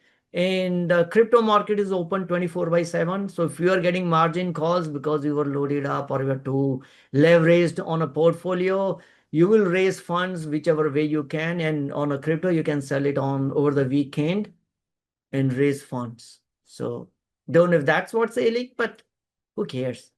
Over this whole year, it's been a range bound between 100 to 122. It's been moving sideways, the Bitcoin. So not worried about it. Yeah, we saw the dip. Looks like there is some key support level of 112. Those who are technical traders, you may want to watch out this 112 level. Ethereum had a massive wave of liquidations. Again, came on Friday. So by the way, Ethereum had its 10th birthday on July 31st, I guess. It's been 10 years. It was the initial the Genesis block happened on 2015. Now it's been a 10-year journey on Ethereum. But this is not the return gift if you're an investor in Ethereum ETF, because now we have an ETF. This is not the gift you were looking for, that there was a huge massive liquidations that happened. But this is what happened when you're on leveraged positions, right? What else happened on the crypto side? By the way, I didn't realize that now we have options enabled on Ethereum ETFs. So I think in one of the article I was reading, and they talked about ETHA and options on them. Like, when did the SEC allow Ethereum options? How did I miss that? In any case, I missed it. So now I opened an Ethereum option position because I've been doing it on IBIT, but I know when they applied for Ethereum, the prior SEC had rejected it. And I never realized this new SEC, when did they approve it? So now I'm on Ethereum ETH. I did my first, I think I did a short put on ETH, 33 or 34. So now I can play options on Ethereum ETFs now. What else happened? White House had a pro-crypto regulatory roadmap. I have yet to look into the details of it, but basically it talks about how, expand the CFTC oversight, what's the security, what's non-security, a little more on tax clarity, into what kind of transactions will be taxed or what kind of transactions will be exempt from tax. That if you want to use, let's say, a stable coin to buy coffee, do you really need to track and report it for tax purposes? Probably not. Right. So, but there's the details is there. I have not looked into the detail, but this was a report that came out. And I think one thing that caught attention was there are not much details around the Bitcoin reserve. So a lot of Bitcoin OGs were a little disappointed, or I would say the Bitcoin community were a little disappointed that it did not specify. And again, I'm not read into the detail, but I'm only telling you what I saw it on, Twitter or X, or yeah, I think mostly around the X is, hey, it lacks the details around the Bitcoin reserve. So little disappointment from a crypto community. One more important thing, which actually flew under the radar because a lot of other stuff was happening, is SEC had permitted in-kind creation for crypto ETFs. So until now, even though these Bitcoin ETFs have been around, it was approved in January 2014, it was only in cash. The prior SEC allowed only in cash transaction and not in kind creations. Now, this is a little more of a nuance of how these units are created. I think as a DIY investor, all we need to know is that when it is in kind, it is little more tax efficient and a little more cheaper for the creations, authorized participants, and the issuers to create these ETF units. So hopefully they will pass on some of those cost savings in terms of a reduced expense ratios to us. That's all you need to know. But this is a good move by the SEC because all other ETFs, the reasons why these ETFs are tax efficient is because of these in-kind creations. And all other ETFs, pick up SPY, IWM, they all have in-kind creations. Unfortunately, the prior SEC did not allow that for crypto-related ETFs, which this new SEC is allowed, which is a good thing to do. Okay. And finally, the corporate treasury around announcements continue to roll in. Right? We have a biopharma company. We have a lender for small business. We have okay, this is a blockchain company, and of course, a strategy, right? And the new one is Bitmine Immersion. The Tom Lee, who's the chairman, they continue to raise either the new funds because some of the companies are doing for the first time, like this biopharma. What the hell you are doing with Ethereum treasury, man? But why not?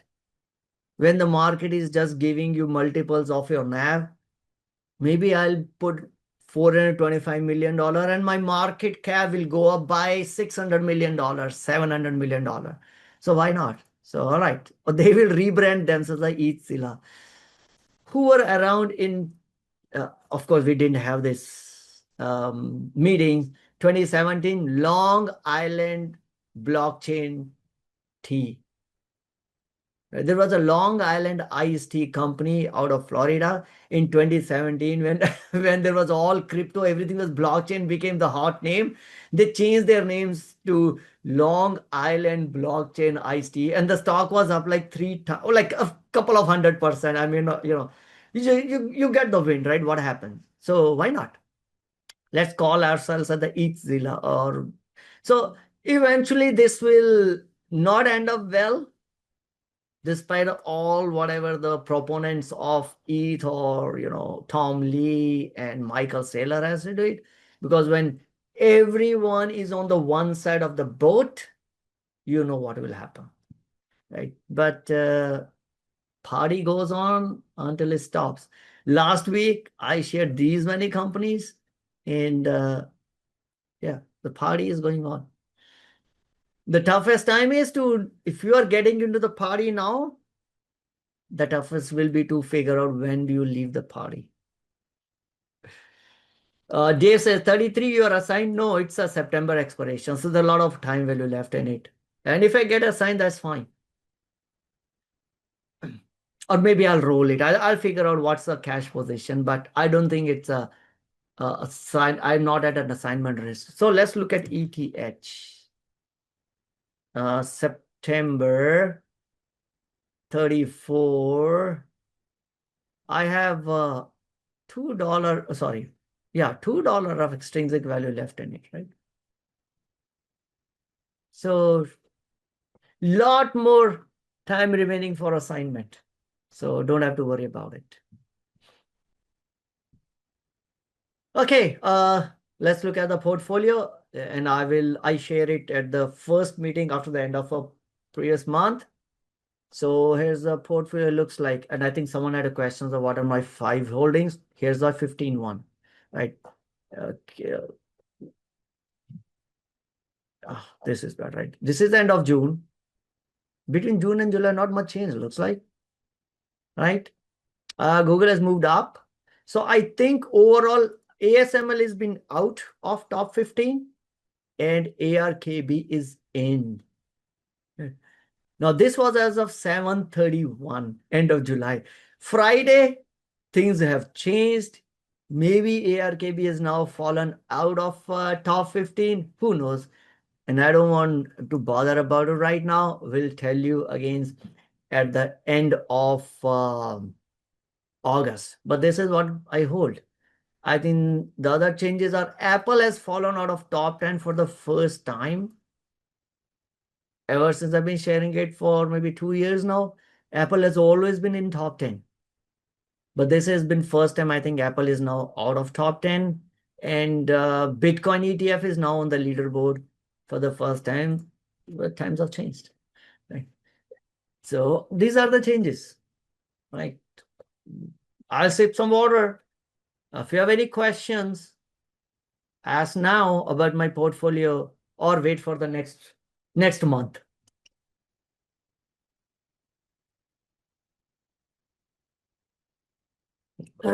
What is SPY?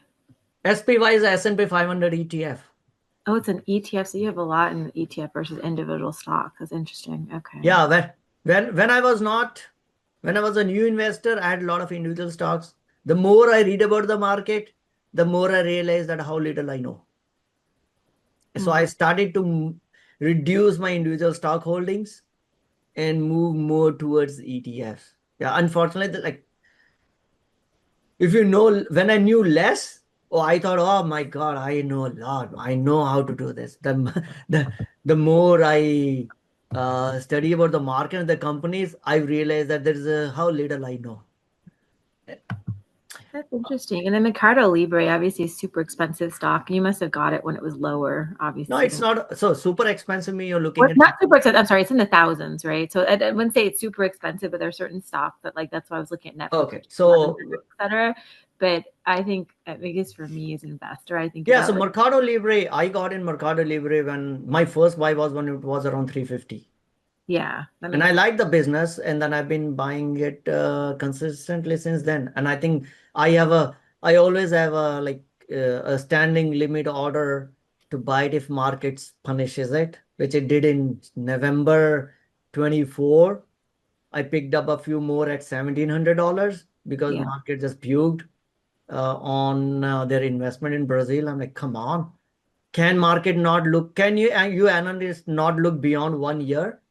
It's a good thing that they were doing. So I picked up, and yeah, I'm still happy. I think it still is a cheap. When I say cheap, I say in terms of the overall business and the market cap. Yeah, they are individual stock. It is $2,000, but if you can always buy fractional stocks depending on the brokerage account. So you can still invest $500.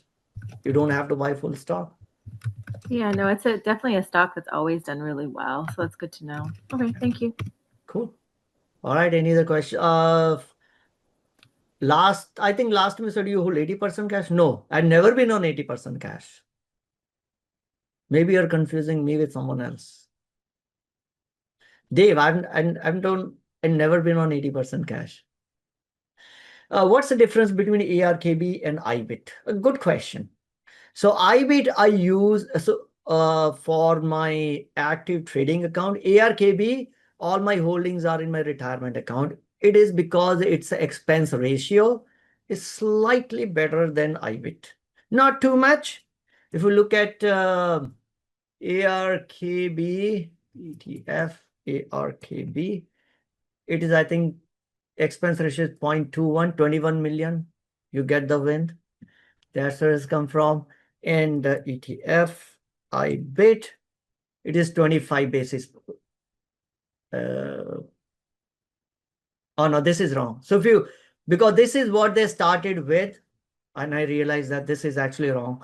If you look into its prospectus, so 0.12 was their invitation that if up to $5 billion or first 6 months of IBIT, it will be 0.12%.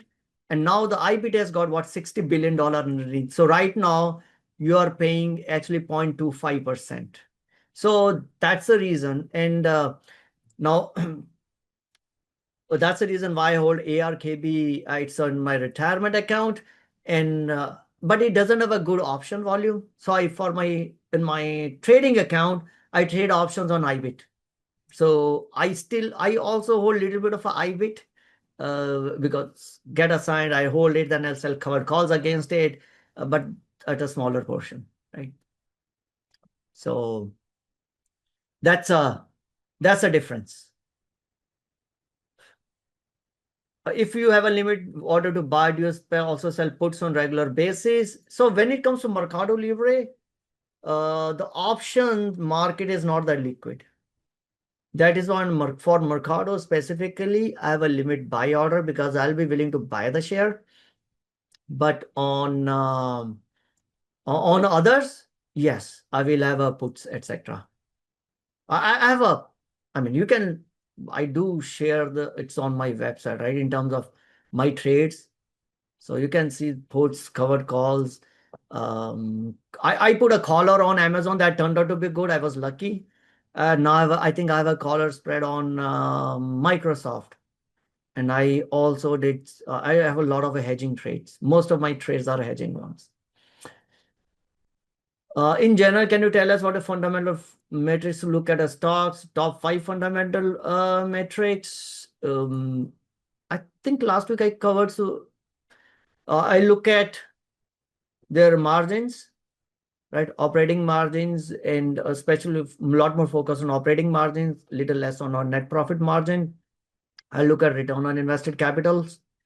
I look at in terms of what their capital allocation is. I also look at their free cash flow generation and the free cash flow yield, right? Once I look at these from a business quality perspective, right? Then, and of course, I look at their gross margin. They'll tell me if they have a mode or not. Once I look at these, then I will look at if I think I'm okay with the business, then I look at the valuation and all that stuff, right? How much is the overlap between SPY and QQQ? Good question.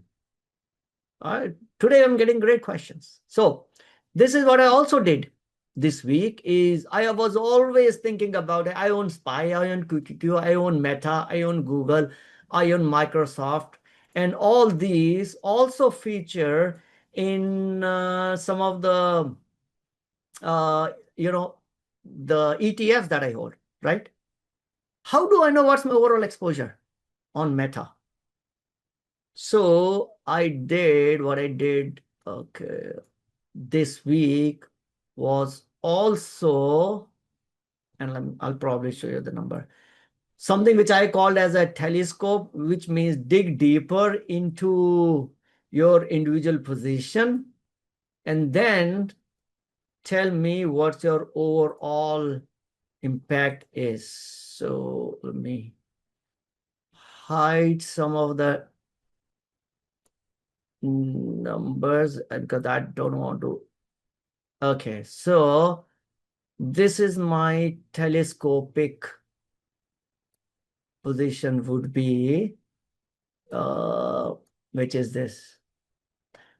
If I consider look into the under the hood of SPY and individual stocks, this is my new position would be. SPY is close to 10%, right? It means the other stocks that I hold in my portfolio, its impact has already been moved to individual stocks. So Microsoft actually turns out to be 5.65%. Whereas in here, Microsoft is 4.20%. It is because that some of the additional impact is coming from SPY and QQQ. So now when I have to make a decision, I look at, okay, individually, if you look at, if a Microsoft goes down, it has got a bigger impact on my portfolio than Meta going down. So I have tried to look at overlap and see exactly how much do I own. Am I getting too concentrated? Right. So I own SCHD, and SCHD has got a very little overlap with the rest of my portfolio. So I'm like, okay, I'm going to stick with this ETF. IWM, I own, it's got almost no overlap with the rest of my portfolio, right? So it helps me looking at, am I going to concentrate it, or, I have uncorrelated companies, not uncorrelated, but at least I don't have an overlap, not getting too concentrated by adding that ETF. Dave, maybe say you're 20%. I think, yeah, that's correct. I think right now at the end of July, I'm like 26% of my overall buying power. Yeah, not the cash, but yes, I did say that one. Ravneet Kaur is new to trading, looking to get started. Can recommend how do we begin with app to use, what to read and watch. So Ravneet, ping me on Meetup. I think I once I did a session of around if you are completely new, how to even get started. Before investing, you need to do some stuff, and then how you can start your journey into investing. Just ping me on a meetup. I'll send you the link to that videos. Maybe start that as the first step. And you don't have to hurry.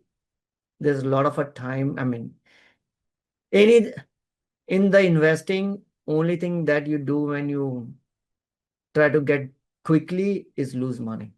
So don't be in a rush. Take your time to understand and start small. But just ping me in a meetup and I'll let you know. I think there are 3 or 4 videos in which I covered, over the series of videos I covered baby steps around investing. Okay. All right. So, yep. Any other questions on portfolio? Otherwise, we'll jump on to earnings. And then we open for breakout rooms. Yep. We already hit our 12 mark. So question, should we cover earnings or should we just chat in the breakout rooms? You want to more mingle and talk to other investors, meet and greet, or you want me to look into the earnings? I got 1 vote. I'll go with the majority. It's your session, you guys. You tell me what you want to do. Okay. Sorry, Dave. You've been outnumbered. Jose is playing very safe. Keep going, whatever you want to do. All right. Earnings it is, and after earnings, we'll open up the breakout room. So quickly, let me try to cover in 10 minutes. I'll give you the overall on the earnings side. So what happened on Meta? Where it is opening. Oh, okay. Tab. Too many browser windows. That's a problem. There we go. So Meta had a both top line as well as bottom line beat, revenue and EPS. And I tell EPS because that's what the street is looking for. But as an investor, you should look at more on operating income and not really an EPS. In some companies, this EPS could be convoluted and will not actually tell you in terms of how the company is doing. Berkshire Hathaway is one such company. So when you're looking at a Berkshire Hathaway, which I think they reported results today, you should always look at their operating income and not on their net income. Net income is an accounting income, and there is changes in the accounting regulations. It goes up and down based on how your investments are doing. And Berkshire Hathaway has a lot of investments. They are known more for their investments. So overall, great quarter. Revenue grew by 22%. I mean, even at this scale, like it's amazing. And operating income is 38%. I love to see this operating leverage continues. And it's got free cash flow of $8.5 billion. Advertising revenue continues to grow at 20% plus. What surprised me is daily active people on their family. When I say family of Meta apps is Facebook, which is like Gen X people use it. Maybe some millennials use it. No Gen Z or Gen Alpha is on Facebook. My kid says that's like, Dad, your generation. I anyway don't use the Facebook or anything else anyway.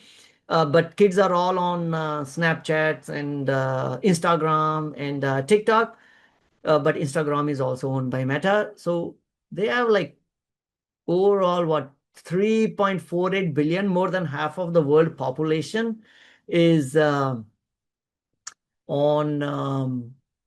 Insta. Oh, sorry, on family of Meta platform.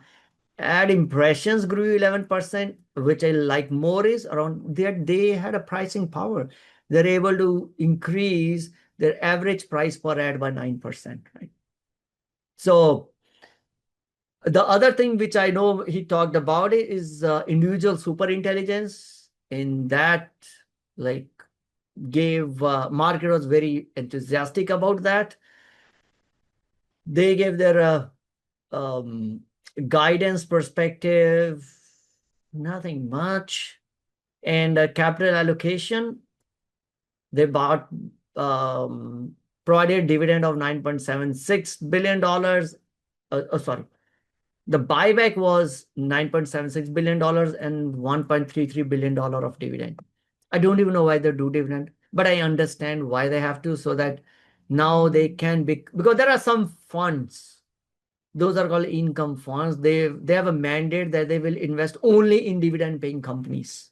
Now, if you want to attract that big money, institution money, now you have to pay a dividend. It's a token dividend. I don't even know. It's like what, 10 cents, 25 cents per share. Who cares?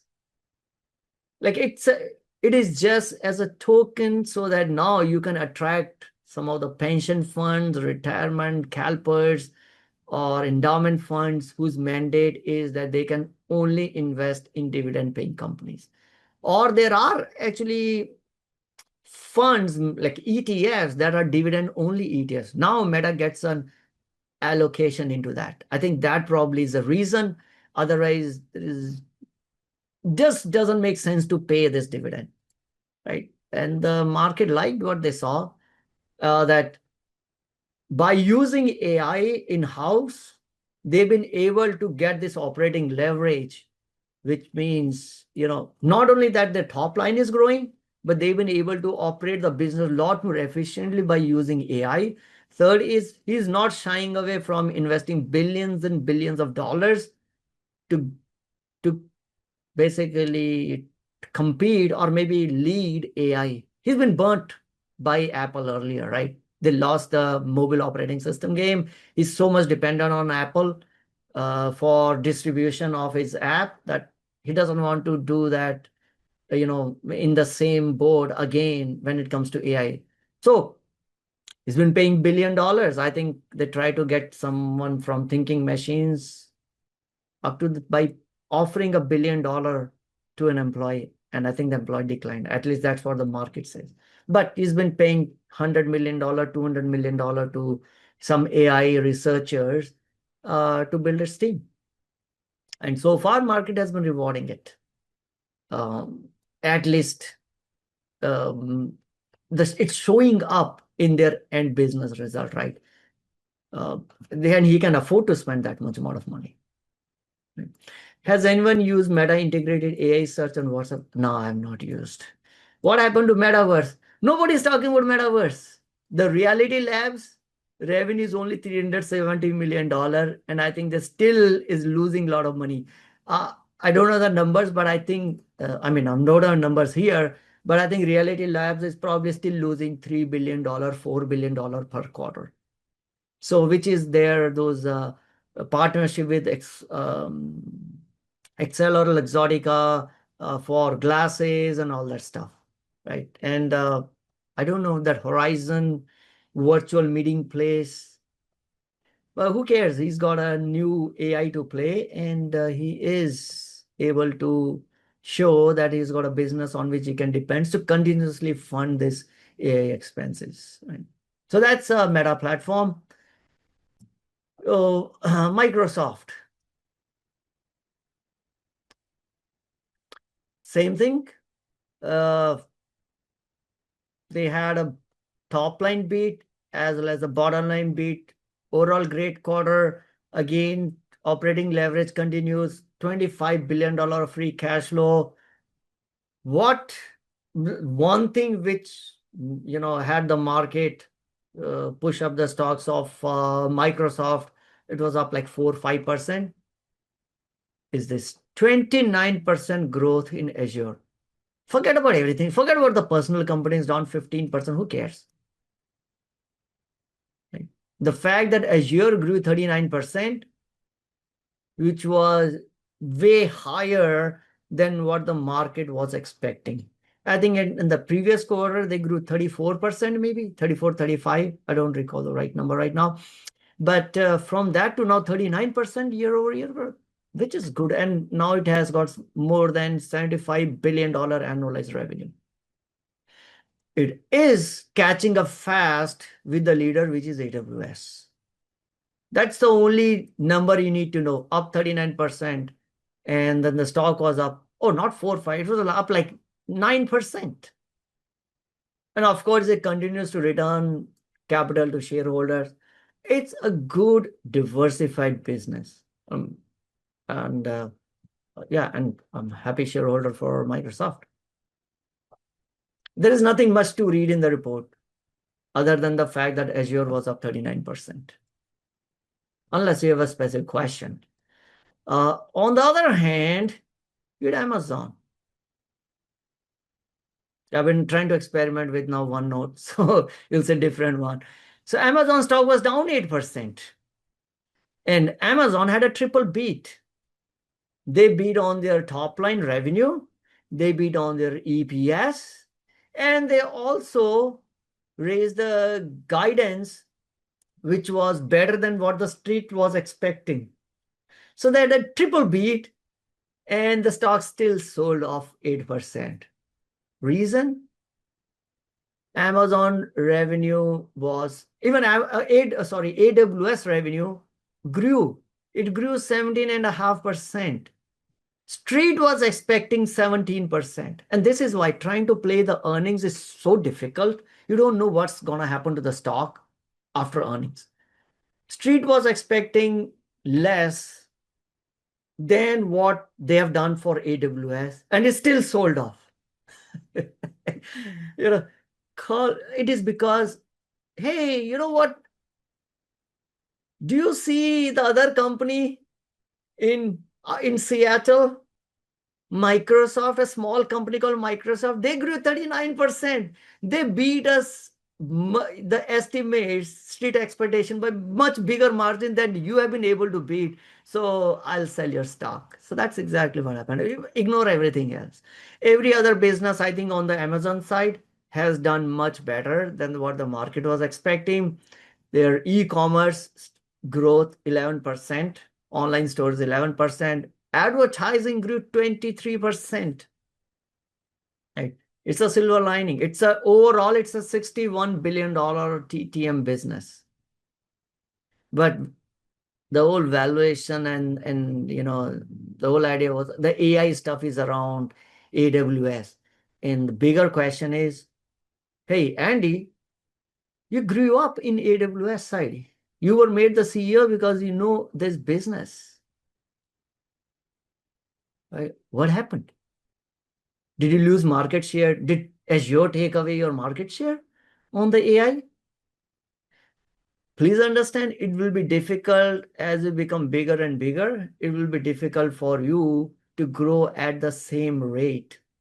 Smaller, if you're starting as a smaller base, which like AWS is still less than smaller base than, Azure is still lower base than AWS. But I think market is getting a little concerned around, gosh, Azure is going to catch up with you and will surpass you. Your glory days are over, right? And second thing is the operating income guidance that they gave for AWS was higher operating income.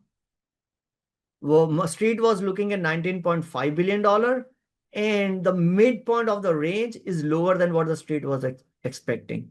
So Street is saying, you're not growing as fast as your competitors are, and also your expenses are higher or your income is less than what we have modeled for. And that's not a great situation, right? That your top line is growing less than your competitor and your bottom line is lower than the street is expecting, even though the overall revenue guidance is higher. The concerns are around AWS, because that's been the growth engine for the last 10 years. For Amazon, lot of a valuation of Amazon is coming because of their AWS. And if there is any holes you see in the story of AWS, stock will get sold off. And that's exactly what happened. So slowing growth as compared to their competitors, lower than expected guidance for operating income in AWS. And you spend $102 billion trailing 12 months. And now you're telling me that operating income will be less. Something's happening. What happened? And market, that's why market sold off Amazon. So that's a deal on Amazon. That I guess GPUs and hardware repurposed. Maybe I don't know if there's a comment is on for Amazon or whatever. But that's what happened on Amazon. Last is PayPal. So PayPal was also down 8.5%. They had a triple beat. They beat on top line, they beat on adjusted bottom line, and they raised their own guidance. So they had provided guidance for the full year 2025 in Q1. They came, hey, I think we did better. So we're going to raise it. And the stock sold off 8.5%. So market have its own viewpoint. So revenue was up 5.1%. It's been a company that's been around for a few decades. Is not that high flying a business. Most of us know PayPal and now, the Venmo for peer-to-peer payments. They have other businesses also, which is like payment service business, the Braintree, which allow companies to accept payments, etc. And now they're trying to, basically the new CEO, I think I can still call him new. It's been maybe 18 months or 16 months since he has joined, and he's been trying to shake the boat. Cleaned up basically got in the new management, a lot of attraction in terms of the new product introduction. I don't think I've seen so much of an action in PayPal in last 5-6 years as I've seen in last 15 months. So I really like the new management company. They raised their guidance. Now, what happened? So when you look at the business metrics, active accounts have been consistently growing around 2% because management changed their focus to say, we don't want to blindly grow our active accounts. We want to have a profitable customers. So if that means fewer accounts, but customers doing more transactions, we want to focus over there. What happened this quarter? The number of payment transactions is down. And we know why it is down. Well, number one is some of the lower margin business, which is the Braintree. Earlier, they've been saying, hey, we're going to put more focus on higher margin business. And so total payment transactions are down 5%. And no, I don't think that's an issue. Hold on. Stock sold off for some other reason because the payment transactions have been coming down past few quarters. Also, it is because they're moving their focus out from Braintree. They're not taking a lot more lower margin customers. There was something else was the reason. There was some that the growth was a little less. There we go. Okay, sorry. I forgot that I have specified these reasons a little later. So their branded checkout, which is their pay with PayPal, pay with Venmo, it grew 5%. In Q1, it grew 6%. So market is asking, and the branded checkout is generally, used by retail investors. And they did come and talk about saying that the retail investors, maybe because of a tariff and all this, they are feeling a little constrained. We saw that some of they pulled back in their spending, and that caused a concern to the investors, saying last quarter you grew 6%, there's a sequential decline. Second thing is transaction margin was up 7%. However, in a Q1, it grew 8%, even after you exclude the one-time benefit, right? So that was a question on that quarter over quarter sequentially, you have seen some deceleration in branded checkout as well as in transaction margin. And these two factors contributed to what we saw on the stock. Okay. A company has raised the guidance for transaction margin and EPS for the overall year, right? But maybe this particular quarter, maybe some algos, maybe whoever they're selling, they don't have a patience and they sold off. But the company has been buying back its shares and reduced its outstanding diluted shares by 6%. Right? So to me, it thinks that the stock got punished more than what it deserved. It's not a growing business, but it's a business that has been increasing its free cash flow yield. It's been buying back its shares. It's been able to generate decent cash flows. So I think the quality of business has been improving. So I hold the shares I'll continue to hold it. I also sold a short put after it fell down, and we'll see what happens. I don't see too much issues in the business just yet. All right, that covers all the earnings. Done with it. Let's get into the breakout rooms now. Any other questions on any of these earnings? I have read through the transcript, and probably what generally I do is once I have a time go through each of the transcript, I'm gonna post what I see in the transcript, any big or good decisions or information. I will just post it as a code on this particular thread itself. So if you on X or in the kind of a follow me, you'll get those updates. Cool. All right, so let's get into some breakout rooms and maybe address some more questions that you may have to let me know.